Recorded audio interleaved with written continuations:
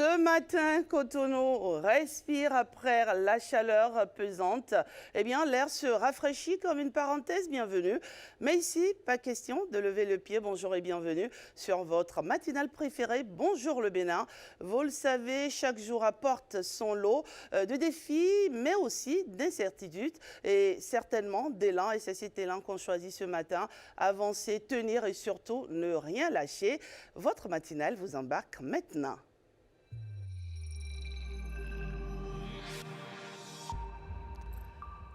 Aujourd'hui, on met le cœur à l'honneur, le corps surtout à l'honneur. Et on célèbre donc la journée mondiale de la danse. Danser, vous le savez peut-être, ce n'est pas juste bouger, c'est s'exprimer, c'est se libérer, c'est exister autrement, c'est dire ce que les mots n'arrivent plus à porter, c'est libérer les tensions, faire tomber les barrières et parfois même se reconstruire. C'est un langage sans filtre, brut, sincère où chaque geste raconte une histoire. Alors ce matin, on oublie les regards, on se laisse porter, on casse les codes et on entre dans la journée en mouvement. Danser, ce n'est pas juste bouger et on va en parler sur votre matinale.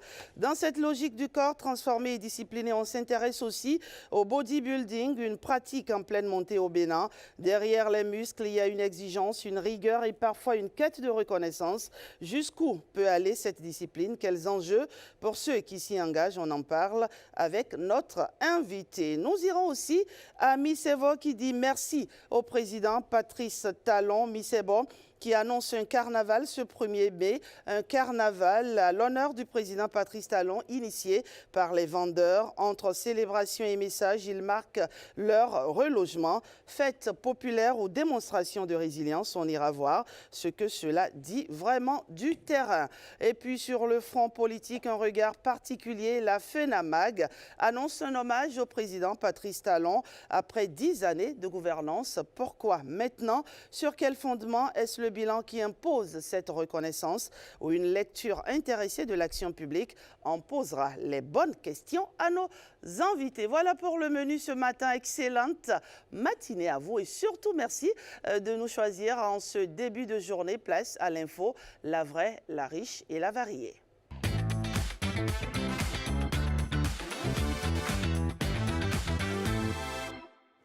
Mesdames, Messieurs, bonjour. Bienvenue à toutes et à tous. On ouvre ce bulletin avec une audience au Conseil économique et social. Le président de l'institution Conrad Baguidi y a reçu Thierry Oussou, dessinateur, vidéaste et peintre. L'artiste a récemment présenté à Cotonou une exposition baptisée Equilibrium Wind. Celle-ci explore le coton depuis sa culture jusqu'à son industrialisation. Thierry Oussou a été reçu avec la curatrice de l'exposition immersive, Léa Aouno Roufaï. Audience toujours, mais cette fois-ci à la Haute Cour de justice. La présidente de l'institution a reçu les membres de la Commission béninoise des droits de l'homme. Les échanges ont essentiellement porté sur les orientations et suggestions de l'institution pour l'exercice du mandat de protection, de promotion et de prévention en matière de droits humains. Suivons plutôt. L'objectif ultime de cette visite, au-delà donc de la prise de contact, c'est d'échanger un peu et avoir les orientations, les suggestions aussi de la Haute Cour de justice sur notre mandat. Il faut dire qu'actuellement, nous avons un double mandat, le mandat de la protection et de la promotion des droits humains et le mandat de la prévention. Et sur ces deux mandats, il y a de nombreuses structures que nous devrions toucher. Et au nombre de ces structures, il y en a qui sont extrêmement sensibles. Et il était indispensable pour nous justement de venir échanger pour voir. La présidente de la Haute Cour de justice nous a assuré de sa disponibilité pour participer aux réflexions sur les droits humains avec nous de façon générale et voir aussi les questions spécifiques sur lesquelles la Haute Cour de justice peut se prononcer, puisse participer à la réflexion avec nous. Un mois présent sur la première session ordinaire de l'Assemblée consulaire de l'année 2026 de la CCIB. La rencontre qui s'est tenue à Parakou était consacrée à la présentation du rapport d'activité 2025, à l'examen et à l'adoption des comptes de l'exercice clos au 31 décembre 2025. Reportage. Réunis en session statutaire, les élus consulaires vont examiner et arrêter les comptes de l'exercice écoulé ainsi que le rapport de gestion. Au-delà de ces obligations, La CCI Bénin réaffirme son rôle central d'interface entre l'État et le secteur privé. Cette mandature s'inscrit dans un contexte national marqué par une nouvelle ambition, une nouvelle orientation et une nouvelle exigence impulsée par la vision et le projet de société du nouveau président de la République qui trace une voie claire vers la transformation structurelle de notre économie. Un nouveau cap est fixé. La CCIB Bénin est attendue à un niveau élevé de performance pour accompagner efficacement la nouvelle vision, celle d'un Bénin de splendeur. Au-delà de cette session de réédition de comptes, je vous invite à vous projeter dans la nouvelle dynamique d'intervention de l'État dans notre écosystème entrepreneurial. Je voudrais maintenant recommander avec insistance à votre institution et au regard des exigences de gestion qui sont de mise ces dernières années dans notre pays, l'observation sans faille des principes fondamentaux d'une bonne gestion des ressources et de l'orthodontie financière. Forte de son réseau de plus de 200 000 entreprises, la CCI Bénin entend jouer pleinement sa partition pour dynamiser en continu l'économie nationale. L'Agence béninoise de gestion intégrée des espaces frontaliers ABJF a doté la police républicaine de motos neuves, un appui logistique important dans un contexte marqué par le renforcement des capacités opérationnelles des forces de sécurité. Le point de la cérémonie de remise avec Alain Sochoumen et Jacob Tochoido. Les forces de défense et de sécurité sont sur tous les fronts. Face aux divorcés sociaux et autres ennemis de la République, elles s'illustrent par la bravoure et continuent d'assurer la sécurité et l'intégrité du territoire national. Elles sont cependant confrontées à un manque de matériel indispensable à leur mission. C'est dans ce contexte que l'Agence béninoise de gestion intégrée des espaces frontaliers ABJF vient en appui à la police républicaine avec des motos neuves munies de casques et d'imperméables. Notre sous-région ouest-africaine traverse une crise sécuritaire qui ne dit pas son nom. C'est dans ce cadre que l'ABJF, depuis un certain nombre d'années, inscrit dans son plan de travail annuel l'acquisition de matériel roulant au profit des forces de défense et de sécurité. Pour le compte de l'année 2025, une partie a été remise et ce n'est que le complément qui vient d'être remis à la police républicaine cette fois-ci. Il est prévu également cette année 2026, l'acquisition et l'octroi de 100 motos et tout-terrain qui seront remis aux forces de défense et de sécurité. Les besoins sont très importants et nous tenons à soutenir ces commissariats-là, surtout ceux qui sont au niveau de nos frontières, pour attendre d'eux plus d'efficacité. Nous en avons vraiment besoin par rapport à tout ce qui se passe dans la sous-région. Cela étant, je vais m'adresser au représentant du DGPR. Alors, monsieur le représentant du DGPR, je vous remets les clés. Et ces matériels, et je vous demande de les utiliser de la manière la plus efficace et la plus efficiente possible pour que ces engins puissent vous servir le plus longtemps possible. Ces matériels roulants arrivent à point nommé pour davantage aller au contact des populations béninoises où qu'elles se trouvent sur le territoire. Nous constatons que le gouvernement du président Patrice Talon, à travers le ministère de l'Intérieur et de la Sécurité publique, porte une grande attention aux doléances des personnels qui sont disséminés sur le territoire, qui accomplissent au jour et nuit les missions de police, de la sécurisation du territoire. Et nous sommes vraiment contents. Aujourd'hui, nous recevons 25 motos tout-terrain qui pourront nous aider à apporter le soutien de la police, des forces de sécurité aux populations dans leurs difficultés. Avec ces motos déjà opérationnelles, les éléments de la police républicaine entrent sans plus tarder en action. Elles l'ont fait, les Amazones de beach handball sacrées championnes d'Afrique. De retour au Bercail, elles ont été accueillies dans l'après-midi de ce mardi à la cité ministérielle suite à leur exploit historique réalisé à Lomé lors de la Coupe d'Afrique des Nations de beach handball 2026. Sientich Quincpon et Oded Dossou y étaient. Regardez. Elles ont conquis l'Afrique, les Amazones du beach handball du Bénin, sacrées championnes d'Afrique à Lomé lors de la CAN 2026. Elles signent une performance historique et ce soir, c'est dans un accueil sobre mais chargé de fierté que ces Amazones ont retrouvé leur terre. Le beach handball, c'est une première fois, mais en quittant le Bénin, on avait un objectif, c'était ramener le trophée.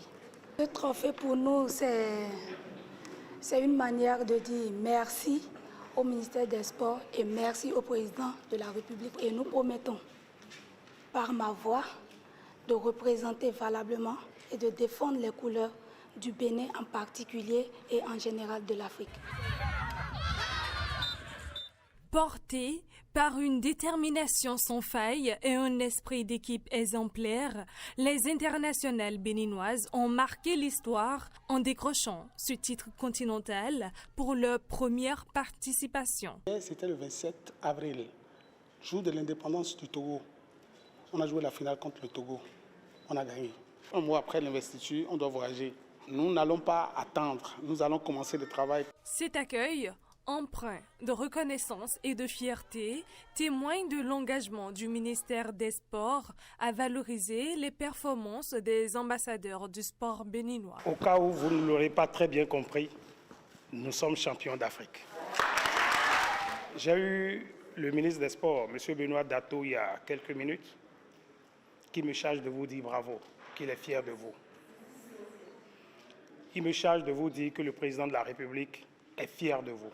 Nous travaillons avec les membres du comité exécutif, avec l'encadrement technique, pour déterminer de façon précise les besoins qui sont les vôtres, pour vous mettre dans les meilleures conditions, pour que la préparation de ce mondial se fasse dans les conditions optimales. Vous ne manquerez de rien.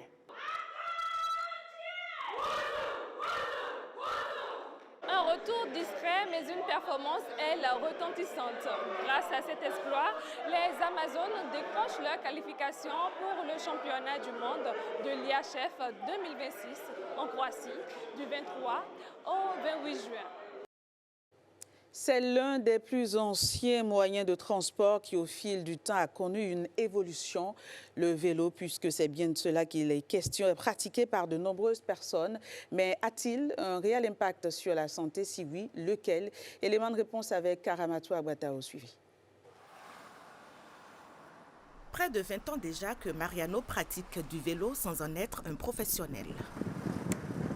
Ce spécialiste de l'environnement est juste un passionné de la petite reine. J'avais eu un vélo quand j'étais enfant et quand le mien s'est gâté, j'ai eu l'opportunité d'utiliser pour mon petit frère. Donc, durant toute mon enfance, j'ai utilisé le vélo. En 2000, j'ai découvert le roller. Donc, je suis très passionné par tout ce qui permet d'aller vite dans les disciplines sportives. Donc, en 2000, j'ai découvert le roller que je continue de pratiquer. J'ai même aussi un club de roller. Mais avec l'âge et avec les activités professionnelles, c'est le vélo qui a fini par prendre le dessus. Pour lui, pédaler fait partie du quotidien. Mais derrière ce mouvement, il y a bien plus que du plaisir. C'est une activité sportive qui est plus ou moins complète. Donc ça vous permet de travailler aussi bien les jambes, le bras, le corps, tout le corps. Mais le vélo également permet de tonifier le muscle. Ça vous permet de vous déstresser, de libérer votre esprit et de vraiment de vous détendre. Donc, que ce soit seul ou en groupe. D'ailleurs, c'est beaucoup plus intéressant en groupe. Là, vous vous challengez, vous vous motivez. Dans cette salle de sport, le vélo est certes immobile, mais le principe reste le même. Bouger, transpirer, faire travailler tout le corps.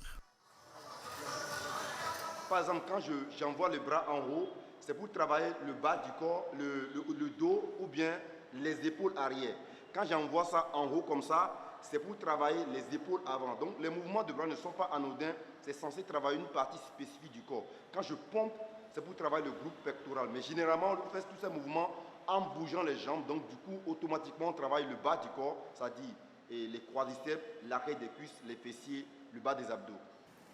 En plein air ou entre quatre murs, pédaler dépasse progressivement le cadre du simple exercice. À Cotonou, le vélo s'installe doucement dans les habitudes comme un choix à la fois utile, sain et durable. On parle santé dans ce bulletin. Chez le nourrisson, les pleurs ne sauraient être réduits à de simples manifestations capricieuses. Ils constituent bien souvent l'expression d'un besoin ou d'un malaise plus profond. Et pour une jeune maman, décrypter ces signaux reste un véritable défi. Pour décoder le langage du bébé, Christelle Tongodo et Mariano Gankou se sont rendus au service des urgences pédiatriques de l'hôpital de Ménotin. Ils y ont observé comment les jeunes mamans interprètent les signes. Un bébé ne parle pas, mais il s'exprime. Encore faut-il savoir l'écouter. Reconnaître les petits mots chez un nourrisson n'est pas toujours évident, surtout pour une jeune maman. En pédiatrie, les spécialistes reçoivent régulièrement des cas d'accidents domestiques. Il y a beaucoup de cas de brûlures, d'enfants qui font des pneumopathies, d'inhalation par gavage. Certaines mères consultent en pensant que leur bébé a mal au ventre sans pouvoir identifier clairement les signes qui le suggèrent. C'est vrai qu'on se demande souvent comment elles savent que c'est le ventre, comment elles savent puisque l'enfant ne s'exprime pas. Comment elles réussissent à savoir que c'est le ventre. Mais quand on fait l'interrogatoire, on pose des questions, on se rend compte que bon, effectivement c'est ça. C'est le cas de Rebecca, maman de la petite Abigail, 6 mois. Elle s'est rendue à l'hôpital après une nuit difficile. Son bébé a mal dormi et présentait une forte fièvre. Ça m'a vraiment inquiétée. En plus de ça, on a constaté la fièvre. On s'est vite rendu à l'hôpital pour pouvoir vite identifier le problème. Comme beaucoup de jeunes mamans, elle apprend encore à décoder les signaux de son enfant. Avec le temps, elle dit réussir parfois à reconnaître un mal de ventre grâce à quelques astuces transmises par son entourage. Puisqu'ils ont déjà de l'expérience, ils se disent que ça c'est tel problème. Donc, va vite te rendre à l'hôpital pour qu'on puisse faire le traitement. Selon la pédiatre, toutes les alertes ne sont pas perçues à leur juste niveau.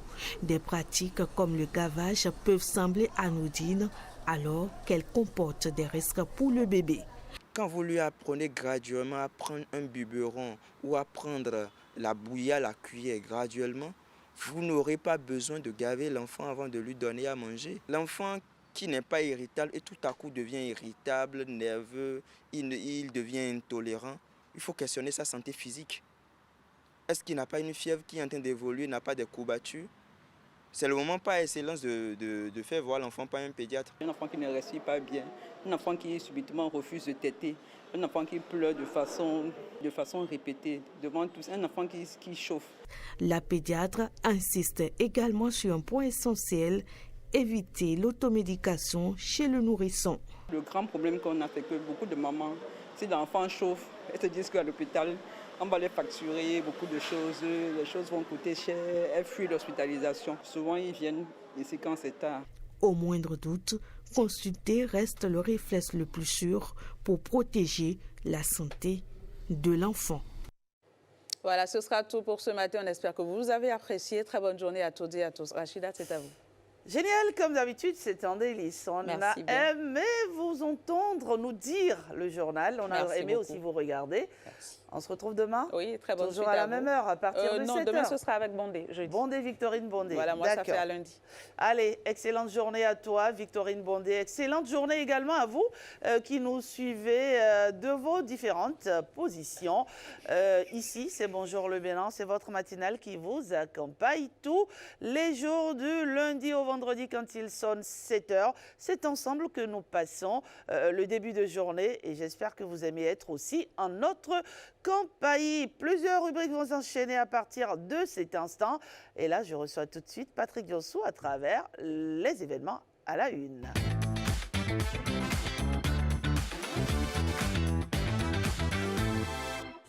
Eh oui, dans ce Bénin, dans ce 229 que nous aimons si tant et que nous chérissons, si tant, les événements s'enchaînent chaque jour, des événements aussi riches que variés, n'est-ce pas Patrick Diossou? Bonjour. Oui, bonjour Rachida Biom Maman.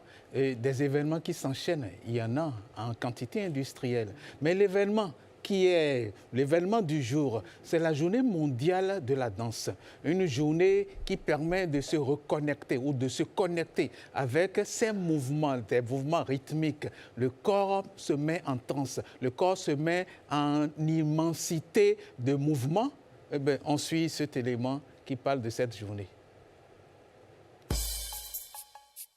La GIDE, Journée internationale de la danse. Caravane de danseuses, carnaval de danseurs, cadence de danse. À Abomey-Calavi Awala Dance Center, chez Rachel Agbossou et Richmi Tota, la danse montrera ses senteurs. À Cotonou, au centre multicorps, les corps multiplieront leurs mouvements de danse. Toujours à Cotonou, la CONAD Bénin, Confédération nationale des acteurs de la danse, avec Stanislas Debo, les As du Bénin et d'autres troupes. L'attroupement sera total pour un grand carnaval de danse à partir de 15h ce mercredi 29 avril 2026. Du carrefour Marché Saint-Michel au carrefour Sainte-Cécile de Cotonou, 6e arrondissement, en passant par le carrefour BIBE Jéricho. La danse se fera intense et toujours à Cotonou. Du carnaval de la CONAD à 15h, on ira à la scène de la COBED à 16h. La COBED, Confédération béninoise de danse, avec Alade Kofi Adolphe, les Super Anges Wendunaboua et d'autres compagnies. Spectatrices et spectateurs seront compagnies et compagnons à la Maison des Jeunes d'Agla, transformée en épicentre des arts de la scène, ce mercredi 29 avril 2026. Entre tradition et modernité, le Bénin s'apprête à vibrer au rythme de la Journée internationale de la danse. La danse en transe, la danse intense, la danse immense. Oui, la danse immense. La danse, j'aime bien ça, hein, oui. La danse intense, la danse... Oui, en transe, et la danse immense. La danse immense, oui. Sacré Patrick, j'ai envie de dire. Alors, il y a la danse classique, la danse moderne. Oui. Qu'est-ce que tu aimes, toi? C'est quoi ton dada? J'adore toutes les danses. D'accord. Puisque j'ai été, à un moment donné, chef chorégraphe. J'ai été responsable de troupe, responsable de ballet, et puis chef, maître de chœur, maître d'orchestre. Donc la danse, j'adore. Et j'adore danser aussi. Et donc, tu sais danser? On va le vérifier dans un moment. Ce n'est pas que je sais danser, mais j'adore faire danser. Ah non, ça c'est une fuite en avant, ça. Non, bon, je danse, j'essaie de danser. Celui qui sait faire danser, forcément, sait danser lui-même, non? Oui, bon, j'essaie de danser. J'essaie d'avoir le rythme dans le corps. Je n'ai pas tous les mouvements parce qu'il y a des danses qui ne sont pas faciles à exécuter. Lorsque vous n'êtes pas, vous êtes un sociétaire, par exemple, du ballet national ou de tout autre ballet, vous apprenez à danser, par exemple, le zéni. Mais quand vous êtes natif d'Abomey, le zéni que vous dansez a une autre forme. On sent automatiquement que c'est quelqu'un qui est natif. Les mouvements sont un peu plus souples. Mais celui qui apprend à danser le zéni ne l'exécute pas exactement. Il y a une souplesse qui manque. Ah oui? Ça, c'est... Oui. Et le zéni, tu sais le danser, toi? Je sais le danser en tant que chef, enfin, disons chorégraphe, mais pas en tant que natif d'Abomey. Je ne peux pas. C'est pour ça que je préfère m'éloigner. Mais toutes les autres danses, j'essaie de m'adapter, j'essaie de les exécuter. Les danses, qu'elles soient africaines, qu'elles soient béninoises ou qu'elles soient modernes, danses modernes. Il y a eu un moment de ma vie où j'ai fait du smurf, j'ai fait du breakdance. Oui, il y a eu un moment. On était très jeunes en ce moment-là, mais maintenant on a les autres qui sont déjà les articulations. Alors finalement, on va appeler ça comment? Les différentes vies de Patrick Diosso. Les différentes vies de Patrick Diosso. Allez, on aura le temps sur ce plateau, sans doute avec la collaboration de la réalisation qui va peut-être nous positionner quelque chose d'ici à là. On aura le temps de voir ce que Patrick sait faire en matière de danse. Ce que je sais, moi, c'est que la danse, franchement, ça épanouit. Oui. Ça épanouit. Grâce à la danse. Ça vous met du baume au cœur. Oui. Ça libère, en fait. Tout à fait, oui. Ça libère, ça déstresse. Oui. D'accord? Oui. Quand vous êtes un peu triste, il suffit de mettre une musique que vous aimez, de vous lever, de vous laisser aller, de vous laisser entraîner par cette musique et tout de suite, voilà, vous vous retrouvez un peu. C'est un peu comme la musique, d'ailleurs, la musique et la danse. C'est comme dirait quelqu'un, pour être un peu plus vulgaire, c'est même père, c'est même mère. Oui, tout à fait. Allez, merci Patrick Diosso pour cette chronique. On poursuit toujours avec les différents événements à la une. Oui, alors, on a parlé tout à l'heure de carnaval, la caravane de danse le carnaval de danseurs et il y a un autre carnaval qui s'apprête. Un carnaval qui va permettre de passer de Missebo à Missebo. Enfin, de Missebo, l'ancien site, à Missebo, le nouveau site. Et pour en parler, nous sommes avec Marius. Je dirais, c'est le maestro de Missebo. Il est avec nous. Il est un grand responsable de Missebo. Il est le président du comité d'organisation de ce carnaval, de cette marche. On peut dire que Missebo va danser. Oui. Puisque quand le carnaval passe, qu'est-ce qu'on fait? On ne se retient pas, on bouge. On bouge, on danse, on se remue un peu. Bien sûr, bien sûr. Donc Missebo va danser. Exactement. D'accord. Alors comment ça va se passer? Comment Missebo va danser? Missebo va danser parce que Missebo est désormais en joie. D'accord. Et quand on dit Missebo, c'est un marché qui s'anime dans les rues, oui, dans les maisons, oui, etc. Ce n'est pas un périmètre, il n'est pas circonscrit sur un périmètre déterminé au départ. Ça, donc il faut retenir que ce n'est pas un périmètre bien déterminé. Oui. Mais aujourd'hui, grâce à un homme qui tient toujours à sa parole, oui, Missebo a retrouvé un emplacement bien défini, un cadre agréable où acheteurs et vendeurs peuvent mener facilement leur activité. Ah, bien sûr. Et qui est cet homme? Pour la petite histoire, et avant les élections de 2016, oui, on a rencontré un candidat potentiellement éligible, oui, à la présidence. Oui. Ce candidat, on lui a exprimé notre volonté. Tous les problèmes que le marché avait dans ce temps, on lui a exposé ça. Et il nous a dit, si vous me soutenez et que je suis président de la République, eh bien moi, je vais vous construire un marché moderne. D'accord. Vous n'êtes pas sans savoir que dans notre pays ici, les politiciens ont un adage qui leur est propre. Ils regardent la population droit dans les yeux et ils disent promesse électorale n'engage que qui y croit. Oui, d'accord. Mais ce monsieur, ça n'a pas été le cas. Avec lui, on a appris désormais que promesse électorale pour un candidat, pour les dirigeants, ce n'est plus.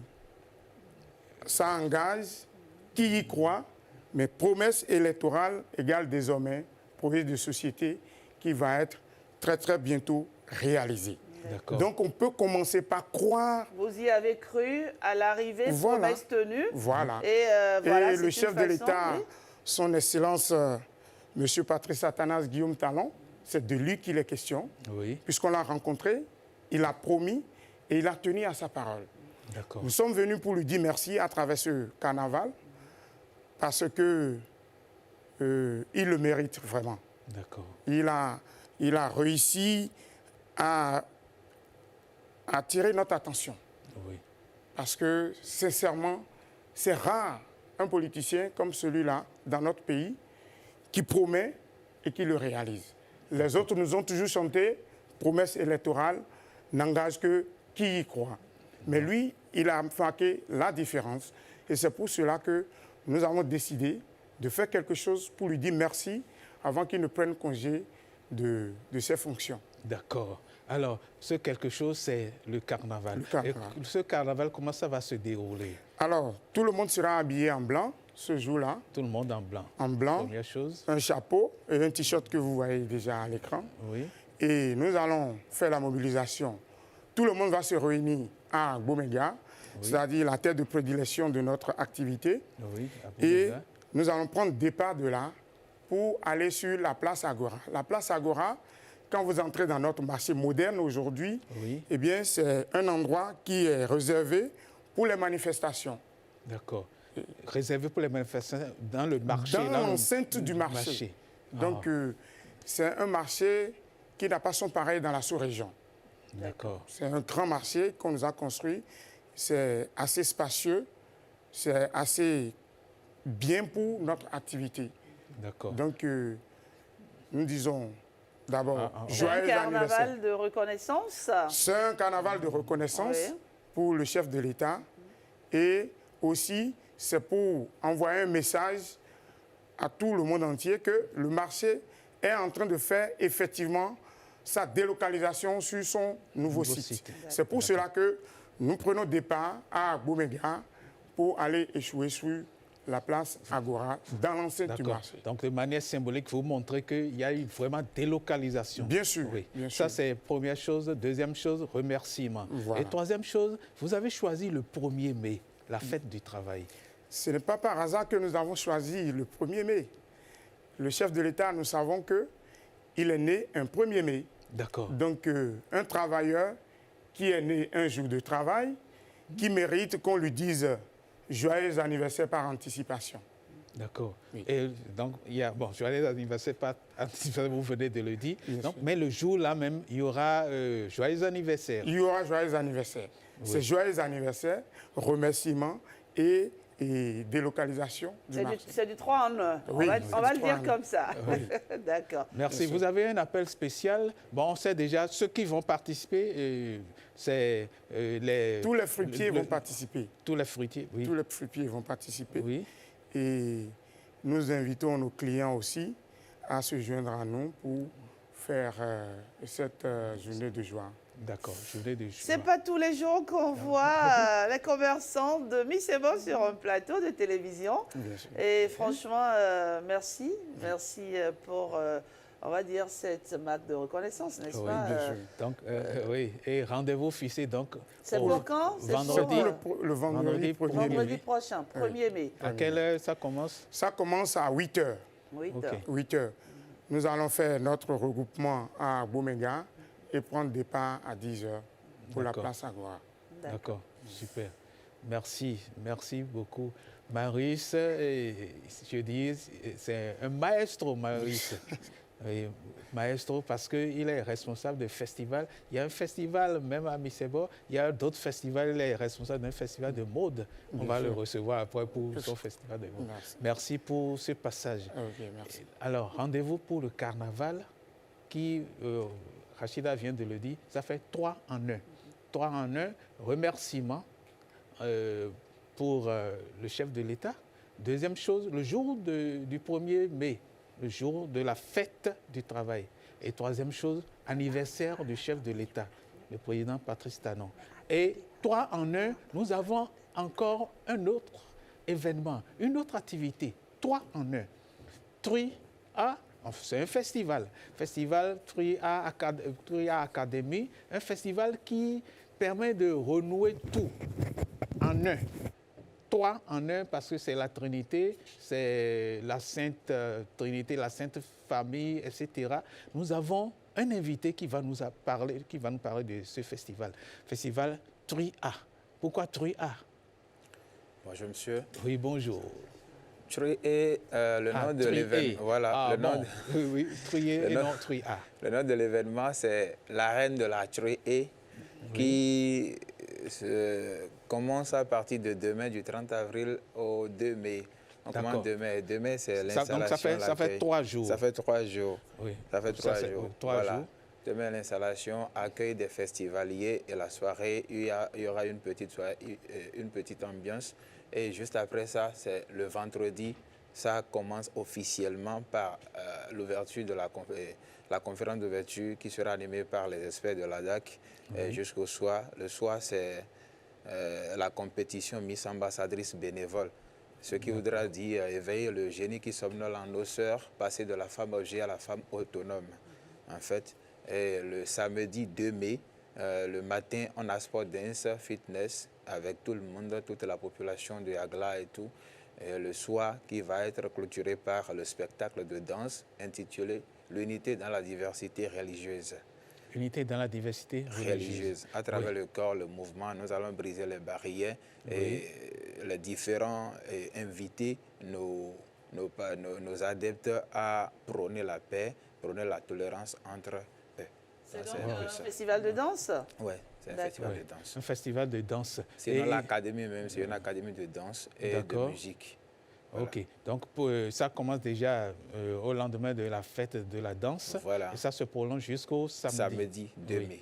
Samedi 2 mai. Donc, ça fait 3 jours. 3 jours. Vous avez dit 3 en 1. Ouais. 3 jours. Ouais. Mais 3 grandes activités pour une seule manifestation. Oui. Mais est-ce que tout le monde participe? Et c'est où ça va se dérouler? Ça va se dérouler à la Maison des Jeunes de Agla.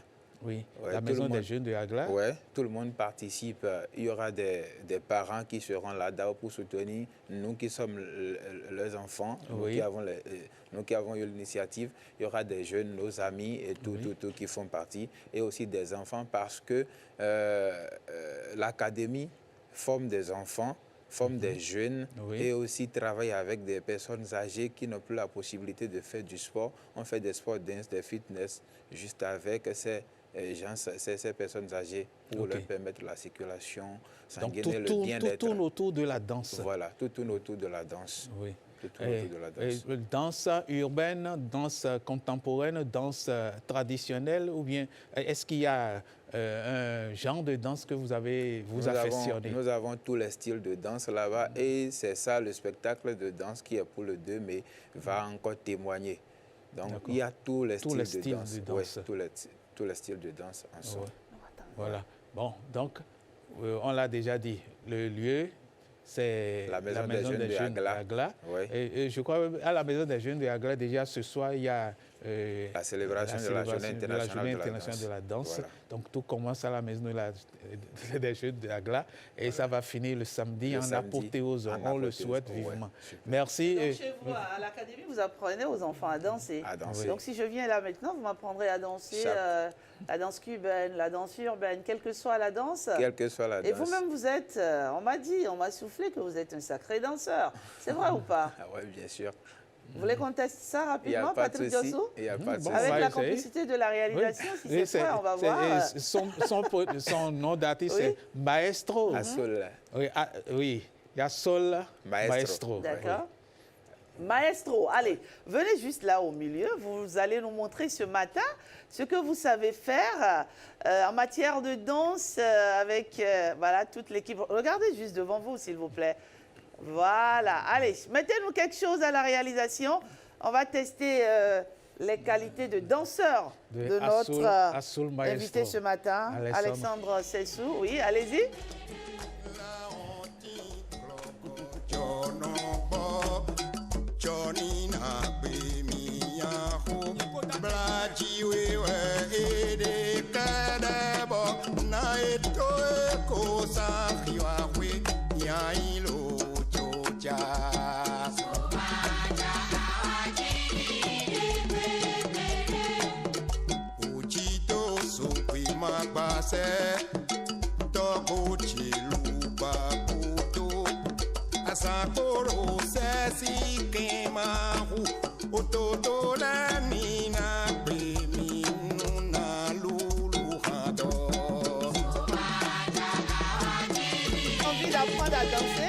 J'ai bien envie d'apprendre à... Ça, c'est le Zali, n'est-ce pas?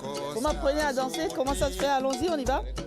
D'accord, oui. Il faut avoir d'abord la posture. Comme ça, oui. Vous mettez ça. Oui. Et ça commence avec le pied droit. D'accord. Le pied droit, vous avez dit, donc je fais comme ça, oui. Voilà. 1. D'accord, oui. Vous ramenez. 2, oui.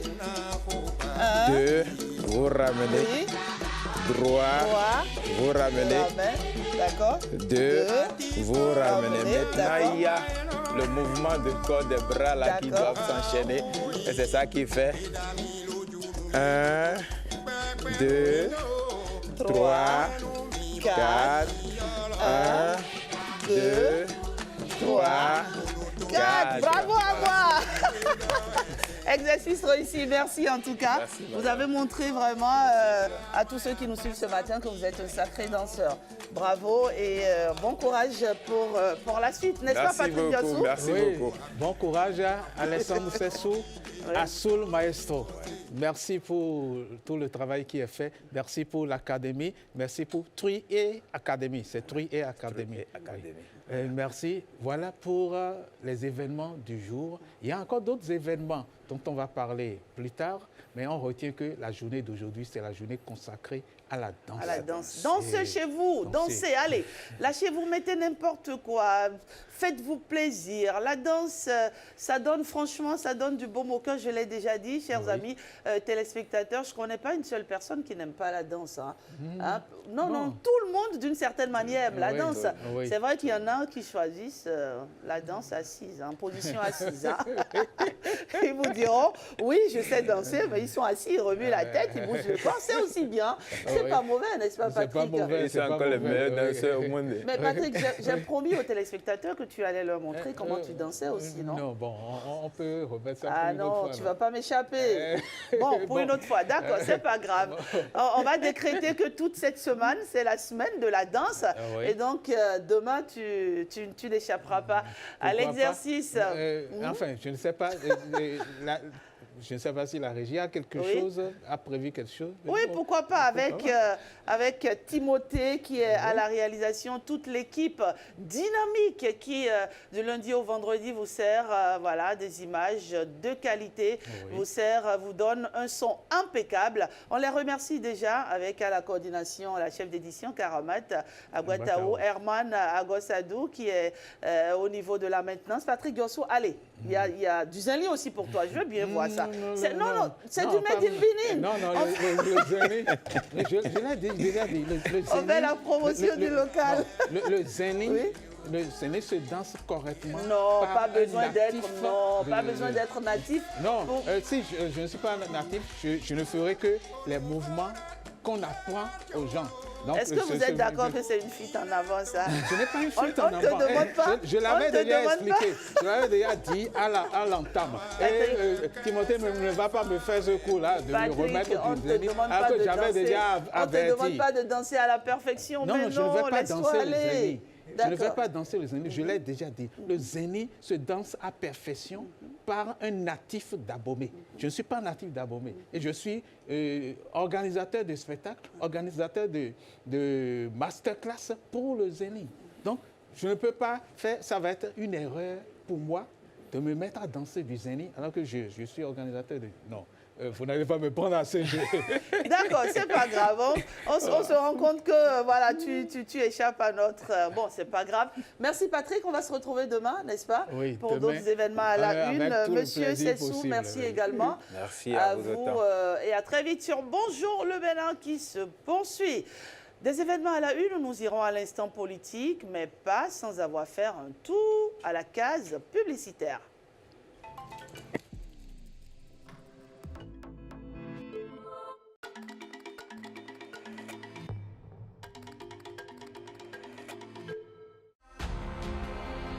Chaque jour, travailleurs et employeurs œuvrent pour la construction de cette nation, parfois exposés à des risques dont ils sous-estiment eux-mêmes les conséquences. Pourtant, un geste simple peut tout faire basculer. Prévenir, c'est protéger. Protéger, c'est sauver des vies. Employeurs, travailleurs, la santé et la sécurité au travail, c'est notre responsabilité à tous. Journée africaine de la prévention des risques professionnels. 30 ans d'engagement de la CNSS pour sauver des vies. Sécurité au travail, un défi commun.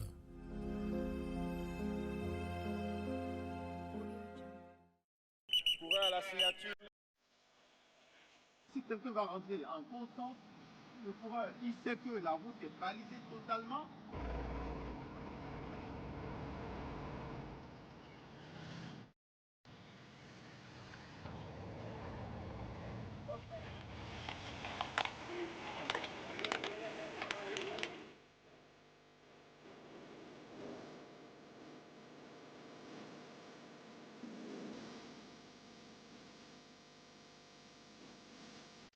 Bido. Mais ça peut vraiment être pénalité.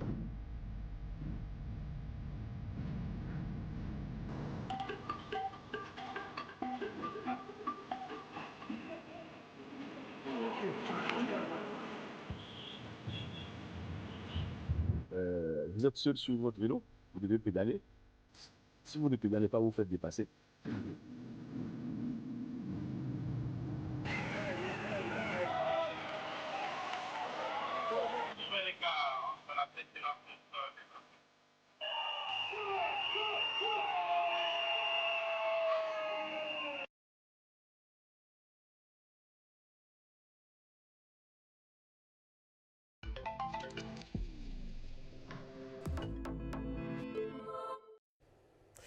Vous êtes sur votre matinale qui décrypte au quotidien l'actualité, qui la questionne et qui met cette actualité à votre portée. À présent, place à l'analyse, place au regard sur les 10 ans de gouvernance du président Patrice Talon. Instant politique.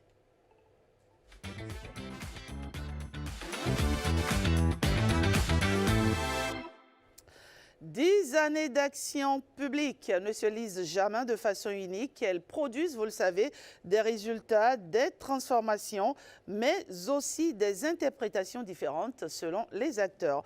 La FENAMAG, elle propose aujourd'hui sa lecture de cette décennie à travers une initiative de reconnaissance du chef de l'État, interrogeant à la fois le bilan et la notion de mérite dans la vie publique. Mais au-delà de l'hommage, une question centrale demeure. Que signifie reconnaître un dirigeant dans le contexte actuel? Pour en parler, nous recevons Briston Wilfried Amoussoguenou, écrivain et président de la FENAMAG. Monsieur Amoussoguenou, bonjour.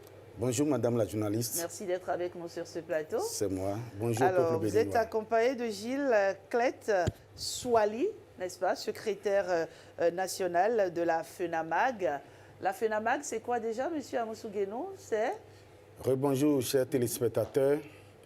La FENAMAG se définit comme une fédération nationale des mouvements, associations et groupes œuvrant pour la paix, la médiation, l'unité nationale et le vivre ensemble. C'est une organisation légalement reconnue par les textes de la République, oui, qui a une base et un fondement juridique avéré. Et nous sommes dans notre perspective depuis quelques années déjà. Depuis bientôt 3 ans, oui, nous avions organisé beaucoup de choses à travers le pays. Très bien. Mais aujourd'hui, ce qui vous amène ici, c'est une initiative particulière, d'accord? Et j'ai bien envie de vous poser cette question. L'initiative, d'abord, c'est un hommage au président de la République, une distinction, n'est-ce pas, au président de la République. Qu'est-ce qui motive la FENAMAG à initier cette démarche de reconnaissance aujourd'hui? Je vous remercie, Madame la journaliste. Nous disons souvent dans notre pays, nous avons cette facilité de critiquer les choses, les bonnes comme les mauvaises choses. Mais aujourd'hui, il y a une réalité qui s'impose à nous au Bénin. J'ai eu, pour paraphraser un peu ce que je dis, j'ai eu la visite de quelques amis il y a quelques jours. Et dès qu'ils sont descendus de l'aéroport, je suis allé les chercher, mais ils ne s'en revenaient pas. C'était pour eux comme s'ils étaient dans un autre pays. Même l'itinéraire pour aller chez eux, on leur avait montré l'itinéraire pour rentrer chez eux. Donc il y a tellement de choses aujourd'hui. La FENAMAG est une institution assez responsable qui, non seulement avant de prendre des décisions, essaie de poser les jalons d'une évaluation des faits. Nous avions notre démembrement dans tous les 12 départements du Bénin. Et ce travail de fond a été fait en amont. Et pendant 6 mois, nous avions recherché tout ce qui pourrait impacter et pouvait participer à ce que nous sommes en train de vouloir organiser aujourd'hui. Le Bénin aujourd'hui apparaît comme un dragon d'Afrique. Au-delà des réalisations, au-delà de tout ce que nous avions à constater et à accoucher sur nos... Ce qui motive donc cette initiative, ce sont les résultats. C'est d'abord, au-delà des résultats, oui, c'est l'image qu'a le Bénin aujourd'hui au plan national et international. C'est d'abord l'architecture du Bénin aujourd'hui qui a été totalement rénovée, restructurée, revue de façon extrêmement positive. D'accord, on va y revenir. Voilà. On va y revenir, ne dévançons pas les faits. Monsieur Souali, pourquoi maintenant? Pourquoi ce timing et pas à un autre moment de cette décennie? Merci, madame. Nous avons choisi ce moment parce que il faut attendre la fin d'un processus pour évaluer. Le président Patrice Talon a effectué ses 10 ans, ses 2 mandats constitutionnels. Et nous avons observé, nous avons parcouru tout le pays et nous avons vu que le moment est opportun pour passer le témoin au président élu. Et donc, ce moment, pour nous, est le meilleur pour dire merci, pour dire au revoir, pour dire au nouveau président, vous avez un exemple à suivre, faites tout pour améliorer les acquis. Merci. D'accord. On comprend mieux maintenant, mais pour aller un peu plus en profondeur, M. Amosou Guénon, sur quels critères repose concrètement votre notion de mérite? Les critères sont multiples et multiformes. D'abord, le premier critère qui participe à ce que nous sommes en train de vouloir organiser, c'est-à-dire la cérémonie nationale d'hommage, de distinction et de reconnaissance de mérite. Les critères sont multiples et multiformes, je le disais tantôt. Il y a d'abord le tout premier critère, c'est ce critère de rigueur. C'est la rigueur dans le travail. Le professionnalisme avéré à travers tout ce qui a été fait. Il y a le critère de croyance. Le chef de l'État a cru. Il y a mis de la détermination. Je crois que le regroupé de ces critères nous donne aujourd'hui le résultat que nous avons de façon perfectible, de façon palpable devant nous. Vous savez, la notion de rigorisme est une notion assez conséquente qui nécessite un travail sur soi, qui nécessite le fondement même de la notion de rigueur, c'est-à-dire qu'il faut repenser la chose en soi avant de pouvoir l'appliquer. Et nous avions eu cet exemple aujourd'hui que l'impossible n'est pas béninois. Nous n'avons jamais pensé dans ce pays, moi particulièrement, que certaines choses pouvaient se réaliser. Moi, je suis beaucoup plus à l'étranger qu'au pays. Je suis notamment à Accra, au Ghana, où je travaille beaucoup là-bas. D'accord. Le premier jour où j'ai mis pied à Accra, je me suis interrogé. J'ai demandé à Dieu si un jour je pouvais avoir un pays comme ce beau pays qu'on appelle le Ghana. C'était un rêve que j'ai nourri environ une dizaine d'années où j'ai mis le pied dans le pays. Mais aujourd'hui, je suis fier de rentrer dans mon pays, de circuler au Bénin et de me comparer dignement à un habitant d'Accra, un habitant de Komassi, de Tetekwashi et autres. Je suis digne aujourd'hui de me comparer à un habitant de Yamoussoukro, d'Abidjan et autres. Je suis digne aujourd'hui d'être parmi les capitales les mieux loties de l'Afrique. Donc voilà, c'est les raisons qui nous sous-tendent le fait, qui font qu'en 10 ans, nous avons remarqué carrément une transformation en profondeur de l'architecture nationale, où le Bénin aujourd'hui apparaît comme un pays en plein essor, apparaît comme l'un des dragons de l'Afrique en développement. Monsieur Souali, quels sont selon vous les 3 changements, on va dire, les plus structurants de cette période, de cette décennie qui s'achève dans quelques jours? Je dirais qu'au-delà des infrastructures, au-delà des chiffres, nous avons la renaissance du Béninois. C'est-à-dire, le Béninois a changé par le leadership éclairé du président Patrice Talon. Aujourd'hui, le Béninois a un peu plus peur du détournement. Aujourd'hui, le Béninois travaille dans la rigueur. Le Béninois essaye d'être exemplaire partout où on le place. Ça, c'est le premier point. Le deuxième point, je dirais que sur le plan du numérique, nous avons eu une révolution.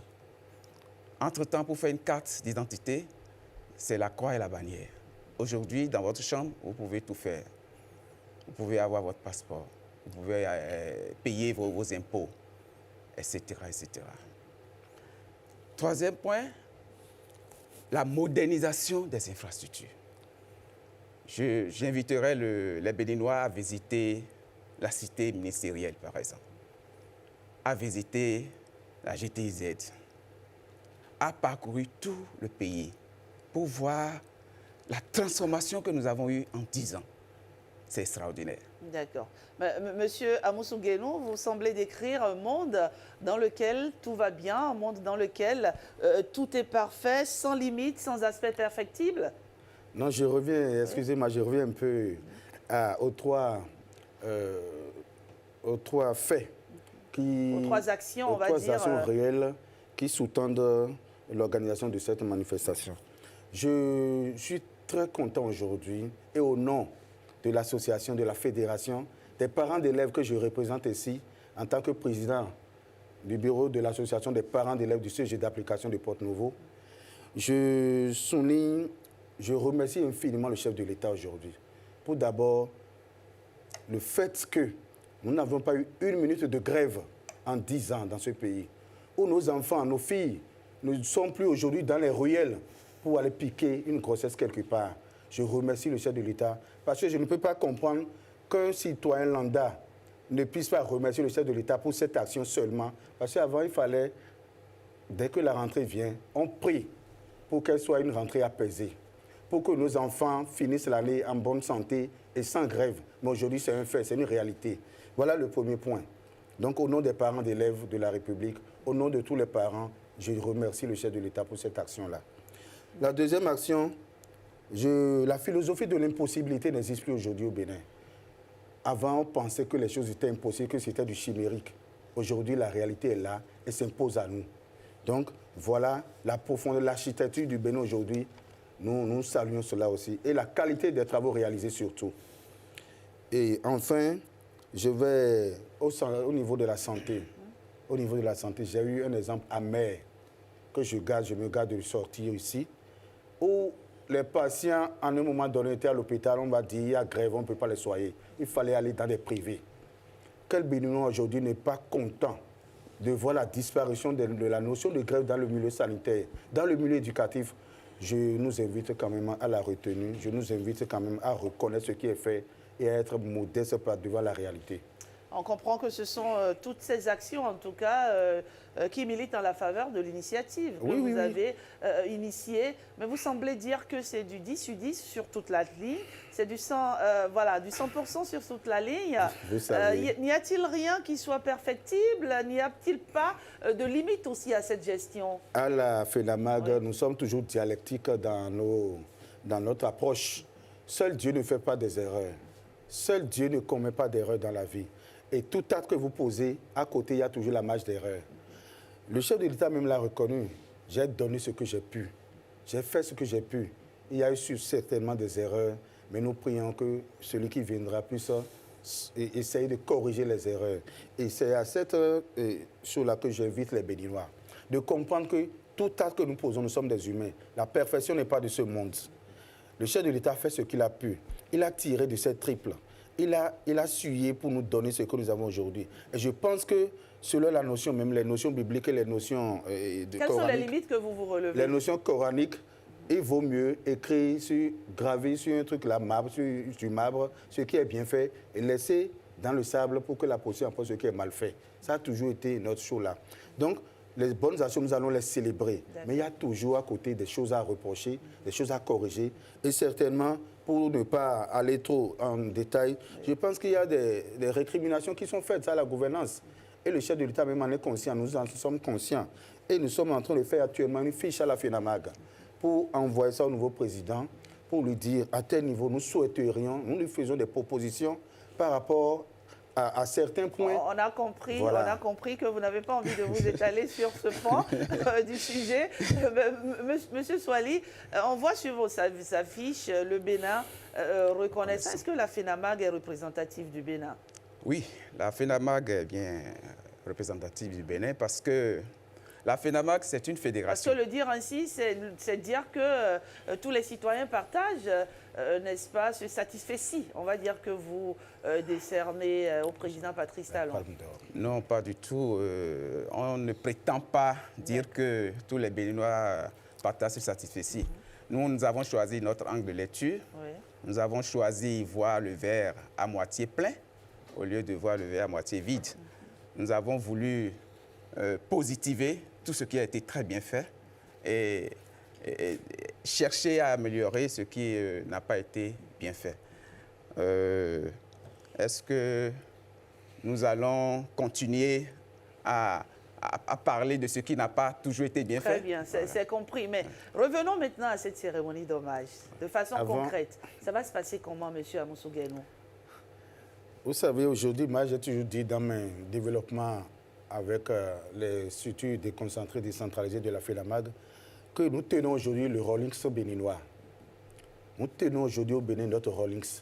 Parce qu'il y a une vingtaine, une trentaine d'années, le Ghana moderne est né d'une initiative d'un homme qui a révolutionné, qui a mis hors d'état de nuire les velléités négatives qui essaie de mettre du bateau dans les roues dans le développement.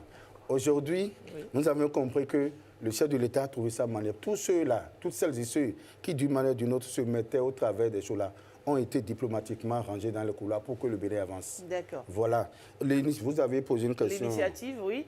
La cérémonie d'hommage, elle va se passer quand? La cérémonie nationale d'hommage, de distinction et de reconnaissance de mérite au chef de l'État aura lieu le samedi 2 mai 2026 au centre d'attraction touristique Funlang Parc de Loa à Porto Novo. C'est à Porto Novo. C'est à Porto Novo. C'est une très grande cérémonie où tous les Béninois, c'était extraordinaire. Je vous fais une confidence ici. Même un Zim nous a apporté une pièce de 200 francs. Il dit c'est ma participation. Et c'est plus grand que ceux-là même qui auront la prétention de nous donner le million. Parce que c'est du cœur, ça vient du cœur, ça vient de la cité, ça vient de la masse. Ce n'est pas une reconnaissance politique, c'est une reconnaissance du peuple béninois, de la masse, sondée, appréciée comme telle. Donc, cette cérémonie aura lieu à Porto Novo le samedi prochain à 10h exactement. Et toutes les sensibilités de la République sont invitées. Tout Béninois qui a vu un seul mètre carré de bitume devant son portail, dans son quartier, dans sa zone, ou qui a vu son enfant finir une année sans grève, est invité, est organisateur et a le devoir moral et idéologique de se présenter ce jour-là pour ovationner le chef, pour lui dire merci. Et je vous souligne également que le peuple a prévu un gros présent, un cadeau symbolique, mais très important pour le peuple. Et beaucoup d'organisations ont mis déjà à notre disposition leur cadeau pour le chef de l'État. Ce sera une fête nationale, ce sera une réjouissance populaire. Et ça doit inspirer toutes celles et ceux qui aspirent à la fonction, à toute autre fonction ou à la magistrature suprême, que c'est comme ça que cela va se passer désormais. Le mérite sera célébré, reconnu comme tel et apprécié à sa juste valeur dans la République. Je vous remercie. C'est clair, c'est précis et c'est aussi concis, on a compris. Rendez-vous donc le 2 mai, n'est-ce pas, à Porto Novo, à la salle Tapis Rouge, je pense, n'est-ce pas? Oui. Monsieur Swali, oui. Votre mot de la fin, rapidement, c'est déjà fini. C'est au parc d'attractions Funland à Doha. Il y aura un tapis rouge pour le chef de l'État. Donc, on l'invite à venir prendre son cadeau, le cadeau du peuple. D'accord. Voilà. Monsieur Amoussou Gueno, quelques mots pour clôturer ces J'invite tout le peuple béninois, comme un seul homme, à effectuer le déplacement de ce jour, parce que la mobilisation est très grande. Et j'invite également le couple présidentiel à être de la partie pour recevoir du peuple, de son peuple, le présent qui doit lui faire plaisir, le présent qui lui est réservé et le merci national. J'invite tout le monde à être à la fête parce que ce sera une très belle fête. Merci, monsieur Amoussou Gueno. Merci d'être passé sur ce plateau. Je rappelle que vous êtes le président de la FENAMAG, la Fédération nationale des mouvements, associations et groupes œuvrant pour la paix, la médiation, l'unité nationale. Ce matin, vous êtes en compagnie de votre secrétaire général, Gilles Clette Swali. Merci pour cet échange. Et par ici, on poursuit. Bien entendu, notre matinale. Encore quelques minutes à passer à vos côtés, chers amis téléspectateurs. Et dans ce Bénin qui bouge, on retrouve Amandine Aniamboso.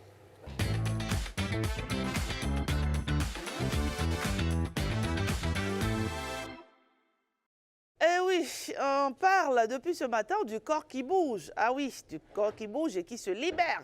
Et c'est dans cette même veine qu'on va s'intéresser à une discipline qui prend de l'ampleur au Bénin et qui intéresse de plus en plus de nombreux jeunes. Amandine, pour nous parler ce matin du body building, n'est-ce pas? Bonjour Rachida. Bonjour ma chère. Chers téléspectateurs, bonjour à vous. Et bien sûr, on va parler ce matin du bodybuilding. Et vous voyez souvent des hommes qui affichent, des hommes et des femmes qui affichent donc un physique impressionnant, un corps musclé à la perfection. Il s'agit des pratiquants du sport appelé le bodybuilding. Cette discipline sportive qui allie force esthétique et rigueur nutritionnelle est un art où l'athlète fait des exhibitions par des poses codifiées mettant en relief des muscles développés et un corps bien sculpté. Le bodybuilding ou culturisme connaît un essor fulgurant au Bénin et attire de plus en plus de personnes. Madame Radegonde Adoumpé, vous êtes la représentante des femmes au sein du bureau exécutif de la Fédération béninoise de bodybuilding et fitness. Bonjour à vous. Oui, bonjour Madame Amadine. Vous, alors, en tant que femme, vous pratiquez également le bodybuilding? Bien évidemment. Ok, dites-nous alors pourquoi vous avez choisi de faire du bodybuilding. Avant toute chose, oui, je rends grâce à Dieu, le partenaire invisible, source infinie de sagesse, de miséricorde et d'inspiration, qui a guidé chacune des étapes de mon parcours et qui a permis mon intégration au sein de la Fédération béninoise de bodybuilding et fitness et m'offrant ainsi un cadre d'apprentissage et d'évolution à la hauteur de mes aspirations. Voilà. Donc, au départ, j'avais commencé avec le powerlifting à Porte-Nouveau. Le powerlifting. Le powerlifting, c'est carrément une discipline sportive qui devait normalement être associée avec le bodybuilding parce que ça se fait en salle, on soulève les charges, on fait le soulevé de terre, le squat aussi. Donc, je faisais déjà ça à Porte-Nouveau et je suis entrée dans une association à Porte-Nouveau et l'association m'a amenée vers la fédération à Cotonou. Donc, au départ déjà, j'aimais déjà les sports de force, bien que le bodybuilding n'est pas un sport de force. Nous montrons juste la beauté du corps. Nous nous exerçons en salle. Donc aujourd'hui, en tant que représentante des femmes au sein de cette fédération, je peux dire que je la pratique parce que j'ai des femmes sous ma responsabilité. Que je coach, avec qui je fais les pauses. Les pauses sont très importantes parce que quand elles font... Les pauses comme ce qu'on observe à l'écran. Bien sûr. Vous pouvez nous faire une pause là? Allons-y, faites-nous une pause. Comme ça, là, nous avons le double biceps. Ouais, on va comment? On contracte les muscles. Les biceps, on les contracte. On va comme ça? Oui. On va comme ça? Bon, pour les femmes, elles essaient d'être féminines en mettant les mains comme ça. Mais quand c'est les hommes, elles envoient le point ça. Et là, elles sont comme ça. Il faut montrer qu'on est fort. Non, attendez, j'ai envie de faire un exercice. On va c'est du live. Oui, on va retrousser un peu les petites manches de Madame Adoumpé pour voir, juste légèrement pour voir ce que ça donne en live. Non, en réalité, il y a plusieurs catégories dans le bodybuilding féminin. Ce que, en fait, j'ai pour mission dans la fédération de développer, de promouvoir le bodybuilding féminin au sein de la jeune féminine béninoise. Donc ça dépend en réalité de ce que chaque femme veut pour son corps. Comme il y a plusieurs catégories, il y a le woman physique, le woman fitness, il y a le woman bodybuilding. Ça, c'est la version avancée même. Là, Et vous êtes à quelle étape? Là, aujourd'hui... Je suis sûre que c'est la dernière étape. Non, c'est pas la dernière étape. Parce que j'ai le sentiment que la musculation... elle est bien présente. Elle est présente là, non? Oui, on essaie de sécher. Nous ne gardons pas la graisse. Nous essayons de sécher. Donc souvent, quand on nous voit, les gens disent les gros bras. Alors que ce n'est pas des gros bras. Nous ne sommes pas des gros bras. Nous sommes les hommes musclés, les femmes musclées. Nous évacuons la graisse et nous gardons... Comment on peut évacuer la graisse? Bon, c'est à travers des entraînements en salle. Par exemple, les bodybuilders, quand ils doivent s'entraîner, ils essaient de faire un entraînement par isolation. Un entraînement par isolation, par exemple, quand ils viennent en salle aujourd'hui, par exemple, ils peuvent travailler le haut du corps. Les biceps, les triceps, les pectoraux, ils peuvent travailler le haut. C'est le haut du corps de la tête, juste là. Mais le jour suivant ou bien... Il peut choisir une autre partie du corps. Voilà, le bas du corps. Le bas du corps, oui. Les mollets, les quadriceps, les ischios. Donc, et après, on travaille le ventre. On travaille le ventre, les abdos. Les abdos. Donc, mais ça n'a pas d'inconvénient à la longue, les muscles qui se relâchent et autres, non? Bon, je dirais que ça a d'inconvénient s'il se dopait.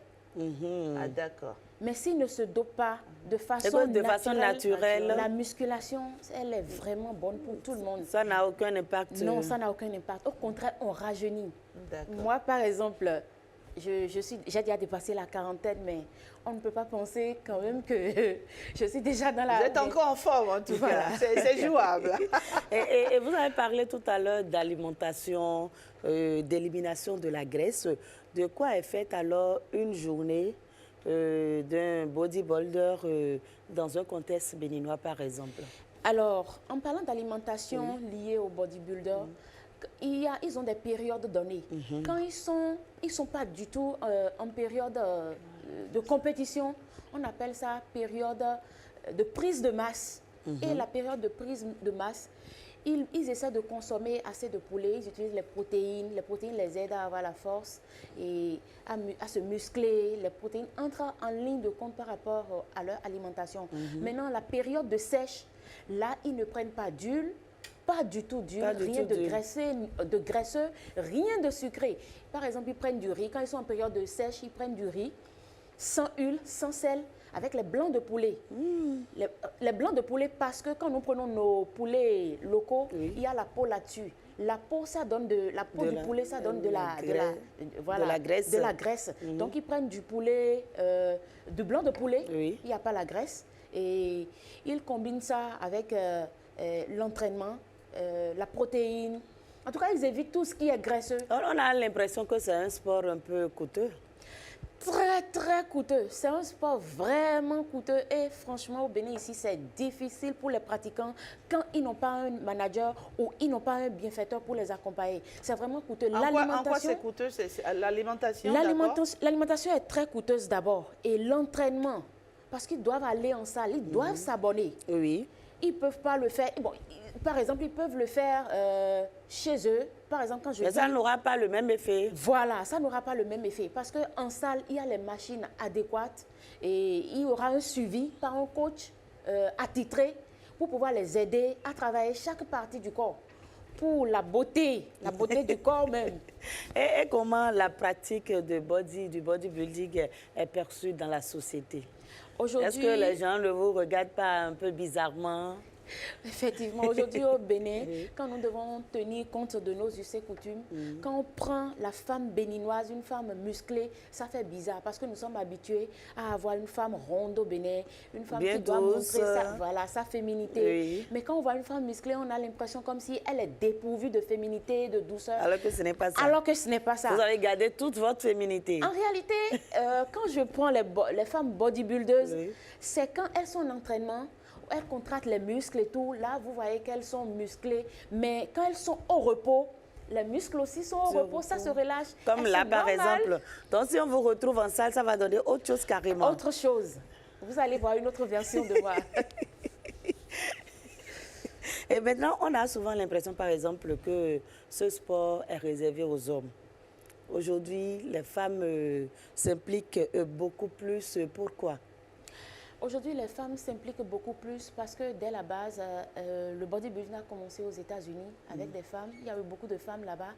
Et quand je dois me référer à notre pays ici, le Bénin, on remarque beaucoup plus de femmes qui sont en salle parce qu'elles ont compris les bienfaits de cette discipline-là. Par exemple, une femme qui pratique la musculation simplement en salle parce que qui dit musculation dit bodybuilding. Donc, une femme qui pratique la musculation en salle, ça lui permet d'éviter les chutes, les blessures, une bonne posture. La musculation affine la taille.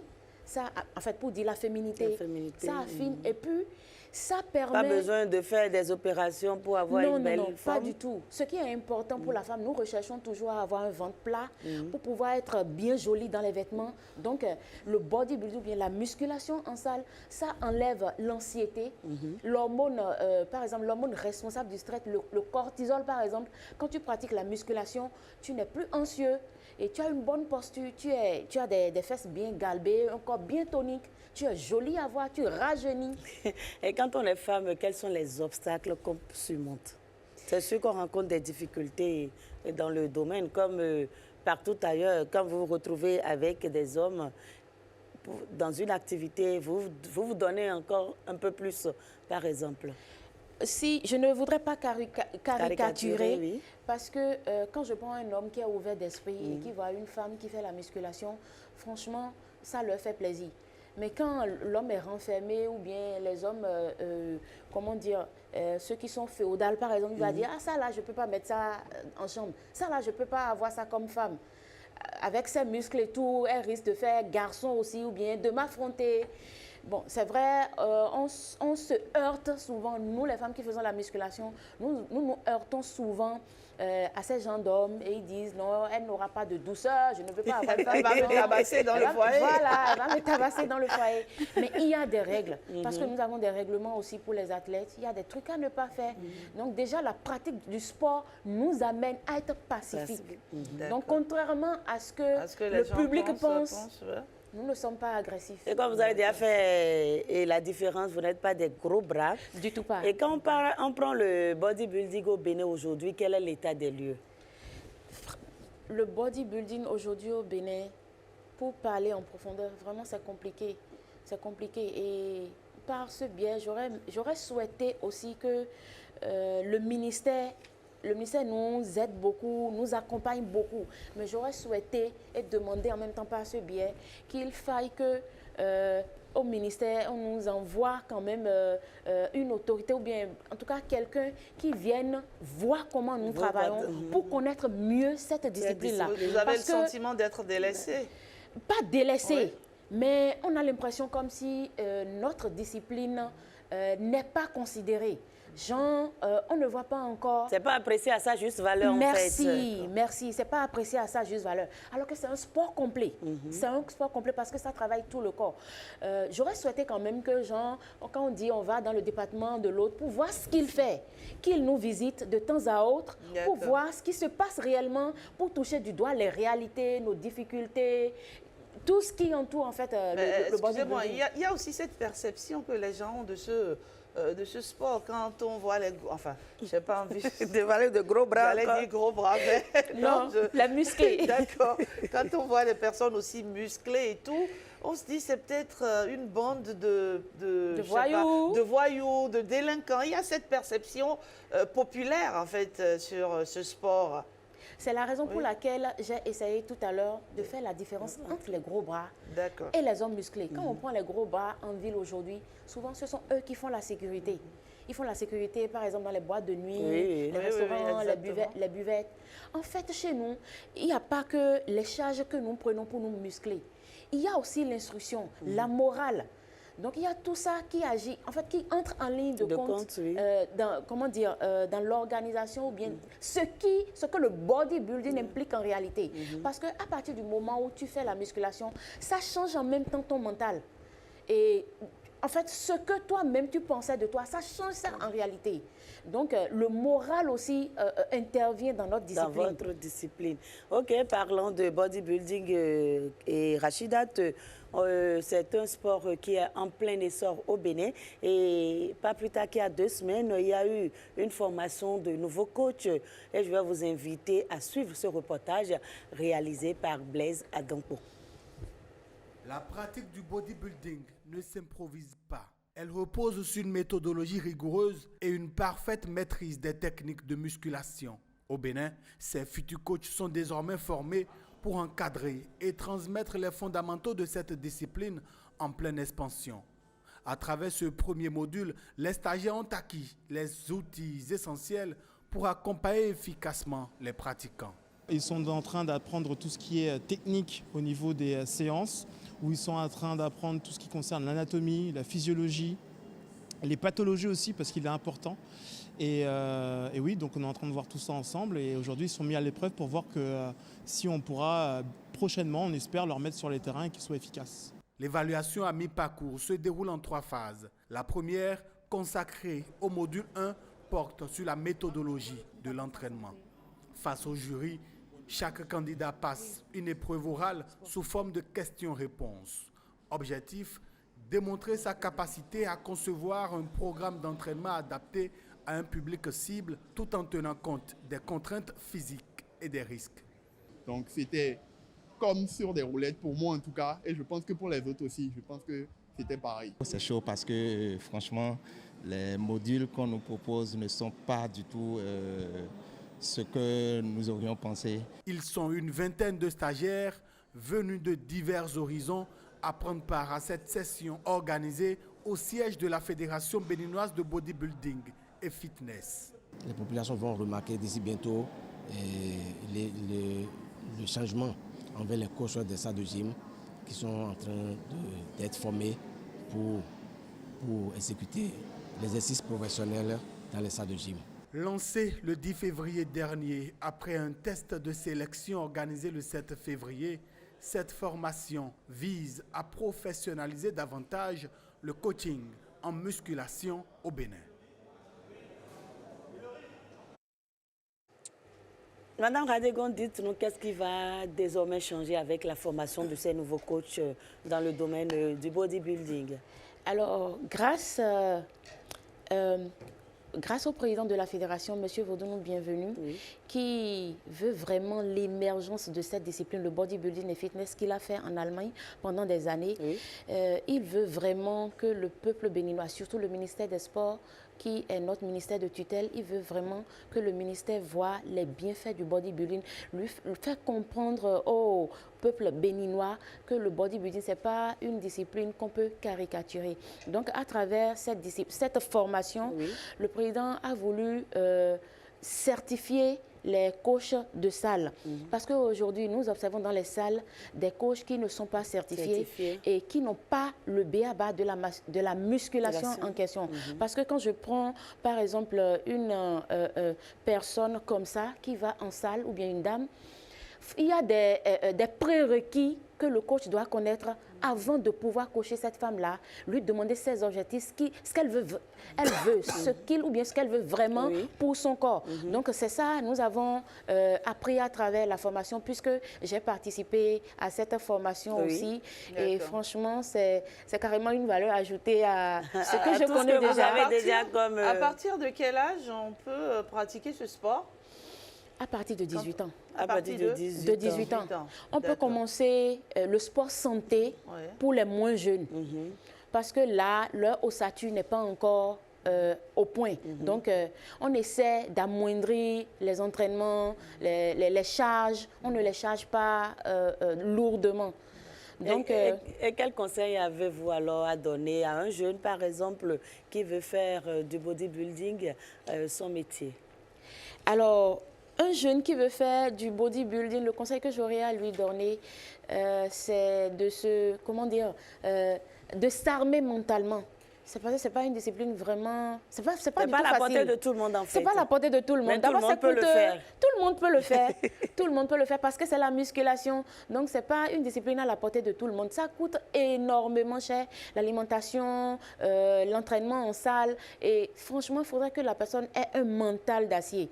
Et là, ça peut marcher. Sinon, quand même, le bodybuilding nourrit son homme. L'exemple, je peux prendre le président comme l'exemple. Merci beaucoup à vous, Madame Radegonde. Je vous remercie, Madame Amandine. Rajidat, on se met à la musculation. Pourquoi pas?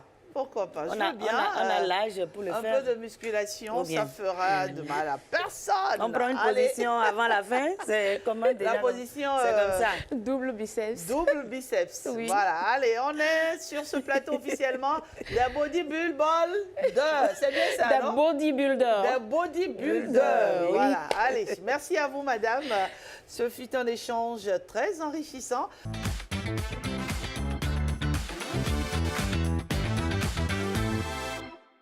La médecine physique et de réadaptation, connaissez-vous? Peut-être oui, peut-être pas. On verra bien avec Heureuse. Heureuse, Rachidat, vous nous dites tout ce matin avec votre invité. Bien sûr, tout si on a le temps. Sur la question, sur la thématique. Tout si on a le temps. On saura l'essentiel de toutes les façons. C'est clair. Ce qui est sûr, la santé, ce n'est pas seulement guérir, c'est également retrouver sa mobilité, son autonomie et parfois même sa dignité après une maladie, après un accident, un peu comme on a eu tout à l'heure avant même de retrouver cette capsule santé. Alors, comme vous l'avez dit, c'est une spécialité, la médecine physique et de réadaptation, qui paraît nouvelle sous nos cieux. On a quand même des spécialistes en MPR, médecin physique et de réadaptation, MPR, qui sont avec nous et avec eux, on pourra franchement mieux connaître cette maladie, cette spécialité-là, même si c'est de maladie on parle. Docteur Azamassor, merci beaucoup d'être avec nous ce matin. Vous êtes Herman Azamassor. Merci beaucoup. Comment vous portez-vous? Ça va très bien. Parfait. Alors, la médecine physique et de réadaptation, lorsqu'on en parle, qu'est-ce qu'on peut y mettre? Alors, médecine physique et réadaptation, c'est une spécialité médicale. C'est médical? Oui. D'accord. Elle n'est pas chirurgicale. Ah, d'accord. Elle est médicale. D'accord. Donc,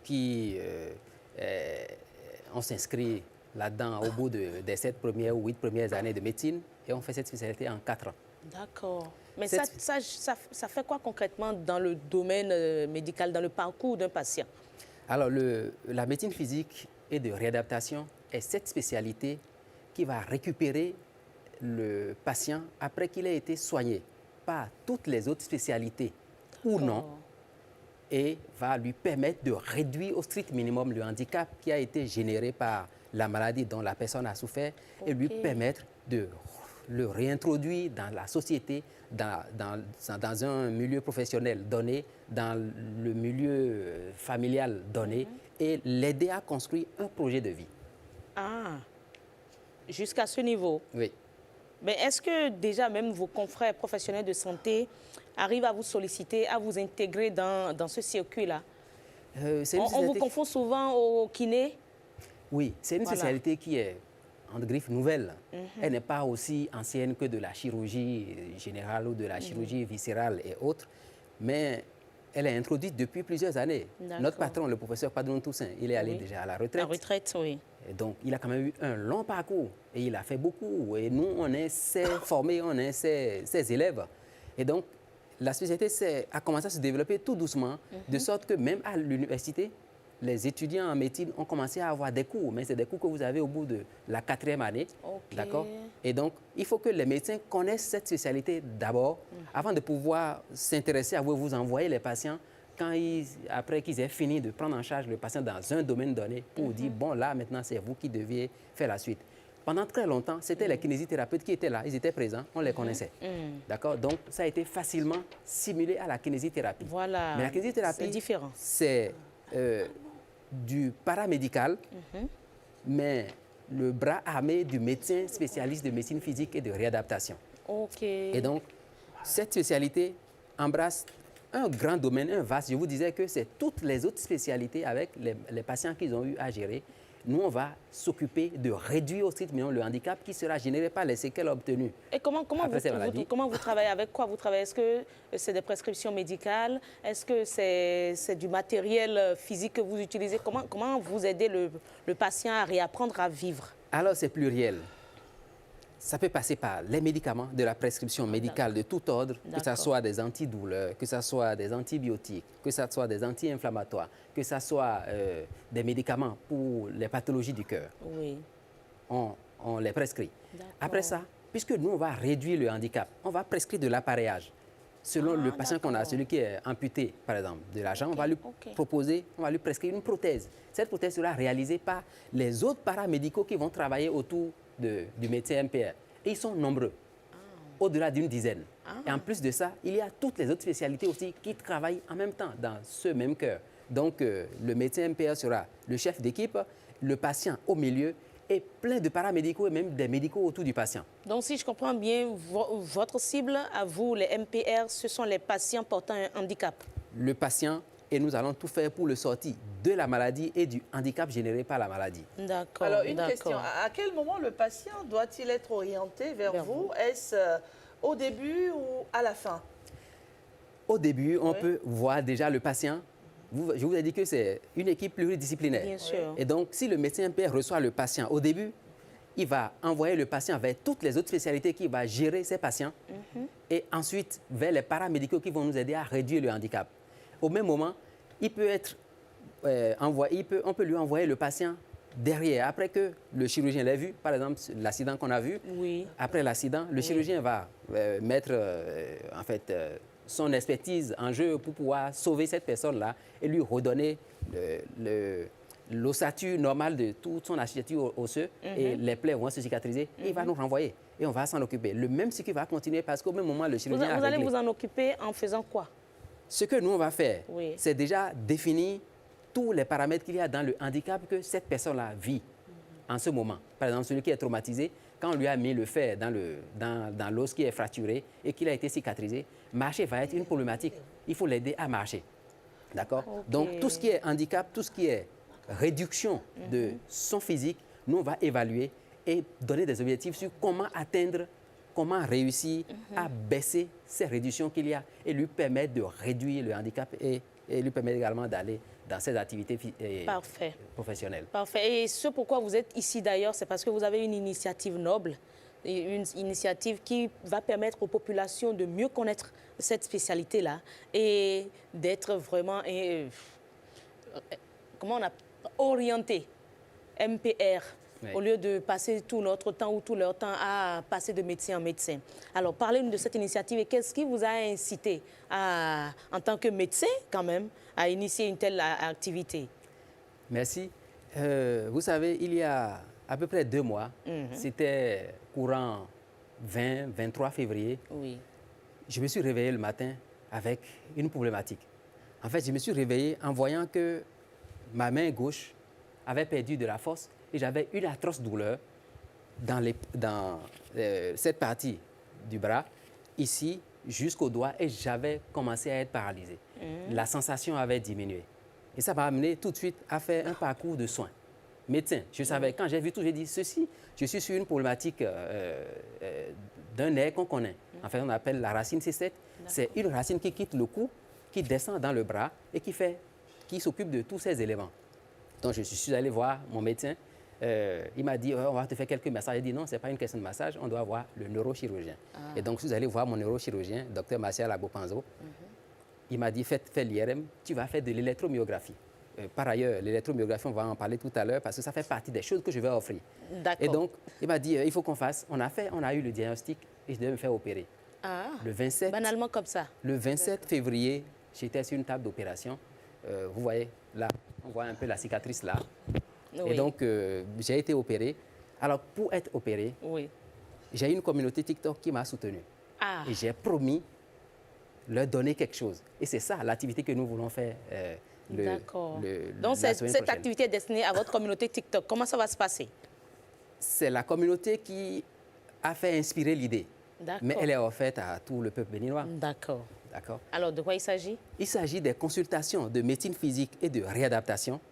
D'accord. Quel que soit le problème que vous avez, des douleurs au niveau du doigt, au niveau du poignet, au niveau du coude, de l'épaule, du cou, du dos, du genou, de la hanche, c'est une arthrose, vous venez. On va vous consulter, on va vous faire de la prescription et on va vous accompagner. Le handicap, je vous ai dit tout à l'heure, ça peut être urinaire. Peut-être que l'urine, ça n'arrive plus à sortir ou bien l'urine vous échappe quand vous toussez. Peut-être que l'urine, ça vous presse, vous êtes en train de courir aux toilettes tout le temps. On va prendre ça en charge. Ça peut être même un problème sexuel. Eh bien, on a une la prise en charge est gratuite? Elle est gratuite. Et c'est une activité qui sera menée sur 4 semaines. 4 semaines. Les 4 semaines, c'est la première semaine de chaque mois, les 4 mois qui viennent. Et l'activité aura lieu à Omel, à la maternité Lagune, au service de planification familiale. D'accord, d'accord. Nous allons offrir également de l'électromyographie gratuitement. Tout ce qui est acte de médecine physique et de réadaptation, on l'offre également gratuitement. Pendant 4 semaines. C'est-à-dire chaque première semaine de chaque mois. Ça démarre quand? Oui. Ça démarre la semaine prochaine à partir de lundi, donc le 4 au 8. Et en juin? En juin, ça va être la première semaine également. En juillet, première semaine. Et août, la première semaine. Parfait. Attention, il faut prendre un rendez-vous parce que je ne suis pas... On n'est pas nombreux. D'accord. Donc, il y a un numéro de téléphone, oui, allez-y. 01 48 22 82 26. 01 48 22 82 26. On répète rapidement. 01 48 22 82 26. Ou aller sur ma page TikTok, Dr Emmanuel Zamasso. Il y a tout là-bas pour ne pas rater les jours. Et il faut que tout le monde soit inscrit pour qu'on ne laisse pas les gens sur le Très bien. Allez, c'est une très belle opportunité. Bien organisé et c'est une opportunité à ne surtout pas rater. Ça démarre le lundi prochain sur 4 jours, lundi, mardi, mercredi, sur jeudi, une semaine. Et ça revient en juin, n'est-ce pas? Ne ratez pas cette opportunité. Juillet et août. Et les profils de patients attendus, ceux qui ont été victimes d'AVC, accidents. Tout le monde. Et ceux qui portent un handicap. Vu qu'on s'inscrive. D'accord. On s'inscrive et il y a quelque chose qui est particulier. Très l'exploration, l'électromyographie ou l'électroneuromyographie. C'est un examen qui analyse chaque nerf quand vous avez une neuropathie, quel que soit le type. Et donc, cet examen prend un peu de temps, C'est pourquoi il faut obligatoirement s'inscrire pour que je sois capable d'organiser, pour donner cette chose-là à la population. Merci beaucoup à cette communauté TikTok qui vous soutient. Vraiment. Et je suis certaine qu'ils sauront profiter de cette belle opportunité que vous leur donnez. On ne cessera jamais de le dire sur Bonjour le Bénin. La santé n'a pas de prix. Il faut en prendre soin, chers amis téléspectateurs. Et ça, c'est gratuit. Et le gratuit, on aime bien, n'est-ce pas? En tout cas. Merci, heureuse, et à demain, toujours à sur demain. Instant Santé à présent. Allons à la rubrique sport. Hospice Métoli est déjà là et nous allons retrouver également Blaise Adankpo sur les pistes du Tour cycliste international du Bénin.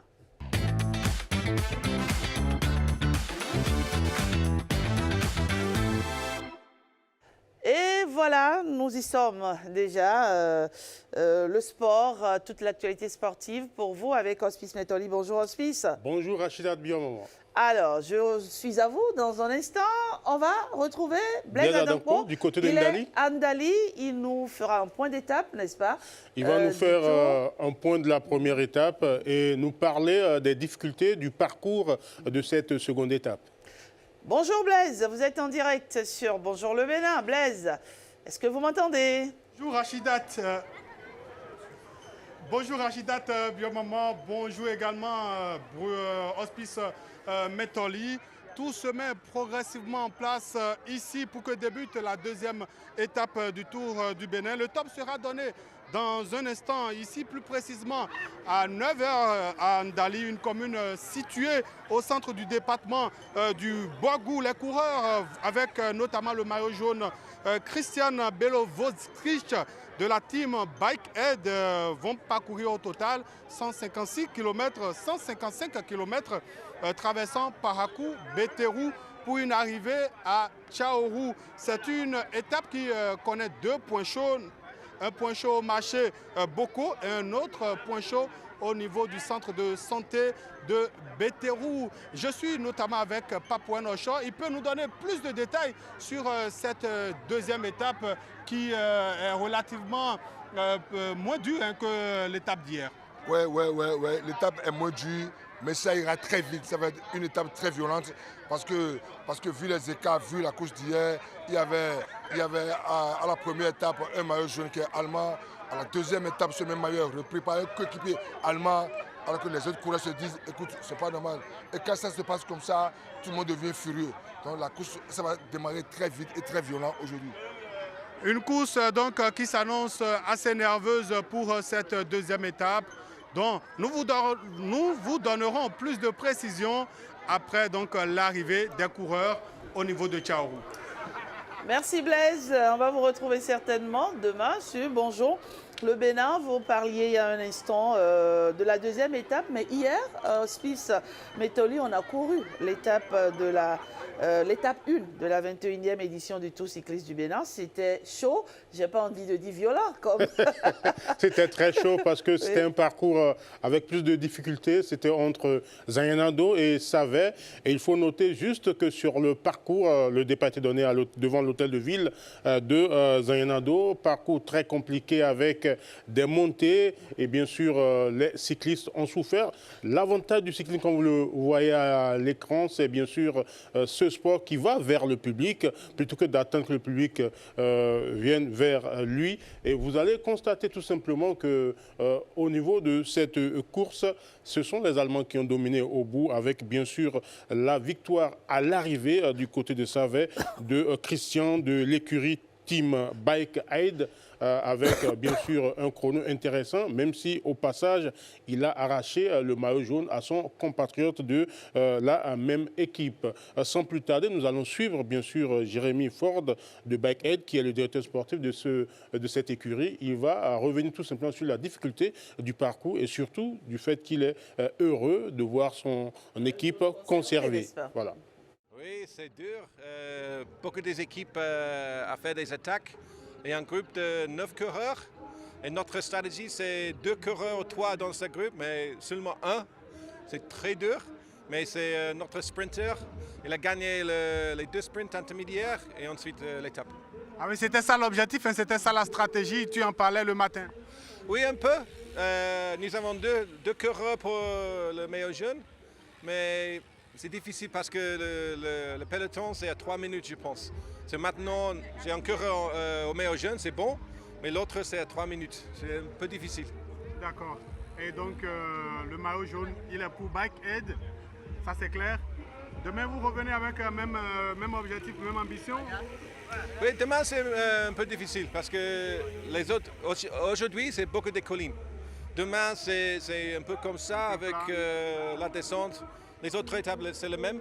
Je pense que beaucoup de coureurs sont forts. Demain, beaucoup d'attaques ensuite. Belle course quand même hier entre Zayanado et Savet. Et on décroche de cette actualité liée au cyclisme, n'est-ce pas, Hospice Métoli. On va s'intéresser maintenant au beach handball qui est à l'honneur avec le sacre des dames et c'était à Lomé.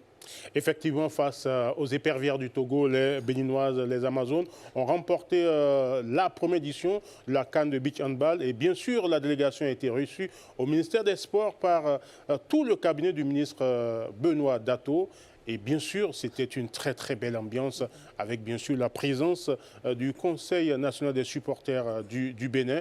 On va suivre en même temps l'extrait des mots du secrétaire général du ministère Belraminus Kapovi qui félicite tout simplement ces jeunes Amazones en leur adressant les mots de félicitations du ministre. Au cas où vous ne l'aurez pas très bien compris, nous sommes champions d'Afrique.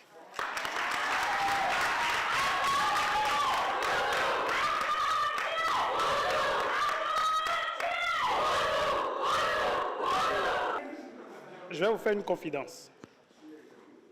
Avant votre départ, j'ai eu le président de la Fédération béninoise de handball, mon frère et ami Sidikou Karimou, qui m'a confié quelque chose.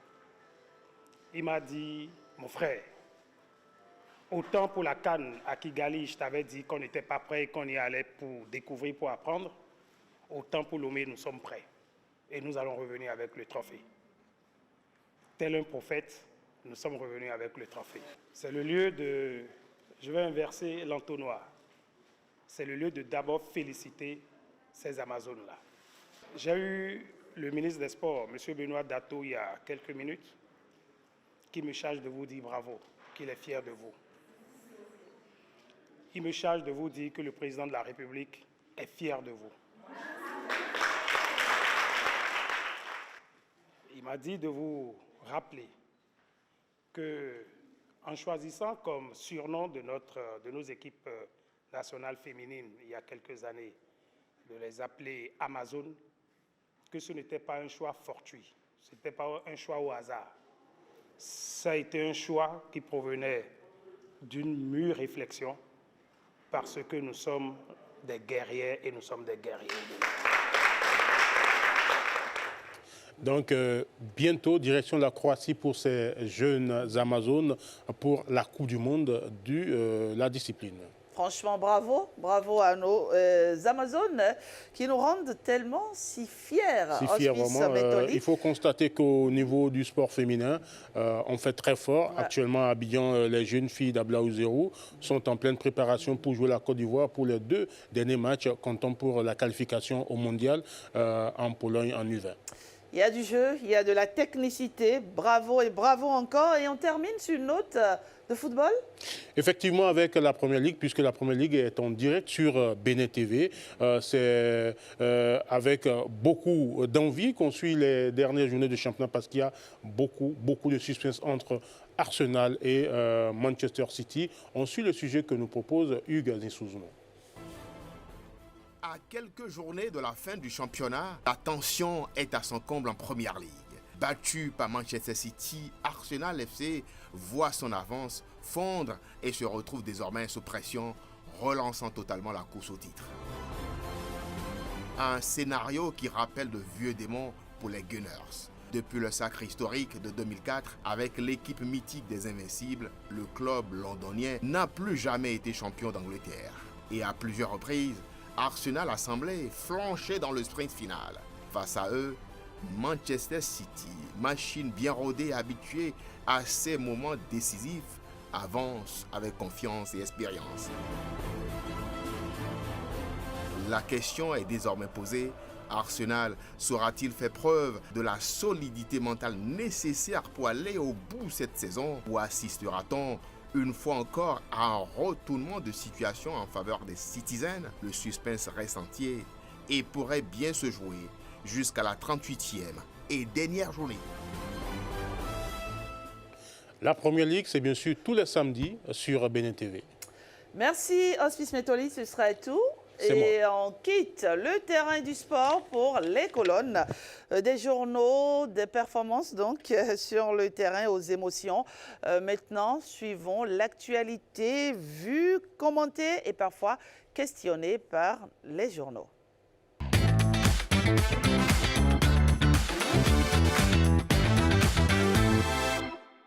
Et nous recevons Ulvaeus Balogun qui a commenté, enfin pas commenté, qui a feuilleté pour nous les journaux ce matin. Ulvaeus, et donc les journaux ont été nombreux à interroger l'actualité, à nous informer sur certains sujets. Et avec Ulvaeus ce matin, on va parler de la démission de Paul Ronquet qui a beaucoup intéressé les différents canards ce matin. Ronquet qui quitte, n'est-ce pas, la tête du parti Les Démocrates. Tout à fait, Rachidat, du moment. La nouvelle est tombée hier dans la nuit. Paul Ronquet, candidat malheureux à la présidentielle de 2026 et secrétaire exécutif national de la Force Cori pour un Bénin émergent, a pris la décision de quitter les commandes de sa formation politique. L'événement précis en parle à sa une et titre « Vie des partis politiques ». Paul Ronquet démissionne de la tête de FCBE. Dans une correspondance qu'il a adressée au premier secrétaire exécutif national adjoint du parti, il a expliqué les raisons de ce départ. Je cite, « Après les résultats des élections présidentielles et en ce moment où des réflexions se mènent sur les orientations du parti, j'ai décidé de me retirer afin de réfléchir par rapport à ce à quoi je serais utile au groupe et à la nation. » Fin de citation. Fraternité sur la même actualité précise qu'après avoir validé le processus électoral d'avril 2026, Paul Ronquet quitte FCBE pour mieux servir la nation. À en croire ce journal, cette démission ouvre la voie à de nouvelles interrogations sur son avenir politique. Car de cet acte découle une question légitime. Quel sera le point de chute de Paul Ronquet? Mais déjà, le journal se permet quelques supputations. Avec la mise en place annoncée du Sénat, le journal croit savoir que plusieurs personnalités devraient être appelées à y siéger et celles-ci doivent avoir une neutralité politique. Et au regard de son expérience et de son parcours, l'ancien patron de la FCBE apparaît comme un profil crédible pour intégrer ce cercle de sages, conclut Fraternité, qui s'interroge donc si le Sénat ne serait pas le point de chute de Paul Ronquet.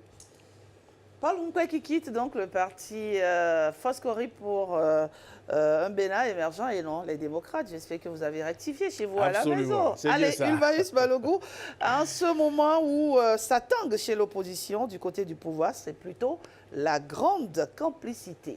En effet, les apparitions publiques entre le président Patrice Talon et son successeur Romuald Wadani sont de plus en plus fréquentes. La presse du jour nous apprend qu'après la ville de Ouidah, qu'après Ouidah Golf Tour, eh bien désormais le vendredi dernier, les deux hommes étaient hier au temple des Pitons à Ouidah. Le progrès de renchérir qu'il s'agit de la deuxième apparition publique conjointe des deux hommes en l'espace de quelques jours. À Ouidah, les deux personnalités sont allées constater l'état d'avancement des travaux de réhabilitation des couvents. Une descente qui s'inscrit dans le cadre du suivi des projets structurants engagés dans cette cité à forte vocation touristique et qui illustre une volonté de continuité dans l'action publique à quelques semaines de la transition au sommet de l'État. De cette visite à Ouidah, le journal Fraternité y trouve les signes d'une transition active. Au-delà de la dimension technique, cette sortie majeure, selon le journal Fraternité, marque une forme de continuité organisée entre deux générations de leadership, matérialisée par une présence commune sur le terrain, puisque justement sur place, Patrice Talon a présenté l'état d'avancement des chantiers engagés, tandis que Romuald Wadagni s'est approprié les dynamiques en cours dans une logique de continuité administrative et stratégique. Une approche qui montre une volonté affichée de préserver la stabilité des projets publics et d'éviter toute rupture dans la conduite des politiques de développement. Et sur le plan social, Bénin Intelligent observe une spéculation sauvage sur le prix du ciment. Selon le journal, le marché du ciment est marqué ces dernières semaines, par des tensions et des soupçons de hausse des prix. Dans un communiqué, l'Association des producteurs de ciment du Bénin assure que les tarifs en usine restent inchangés et qu'aucune unité de production n'est en maintenance. Elle pointe du doigt des dérives dans la distribution et invite au respect des prix officiels. Le journal titre donc « Prix du ciment ». Aucune hausse en usine. Merci Ulvaeus Balogun, ce sera tout pour l'actualité vue par la presse. On se retrouve demain, toujours sur la revue de presse. Absolument. Excellente journée à vous et c'est aussi la fin de cette émission. Merci de nous avoir accompagnés. On vous souhaite de passer une excellente journée. On vous retrouve demain. En attendant, n'oubliez pas, laissez-vous emporter par le mouvement. Une seule consigne, bougez, vibrez, dansez. C'est la journée mondiale de la danse.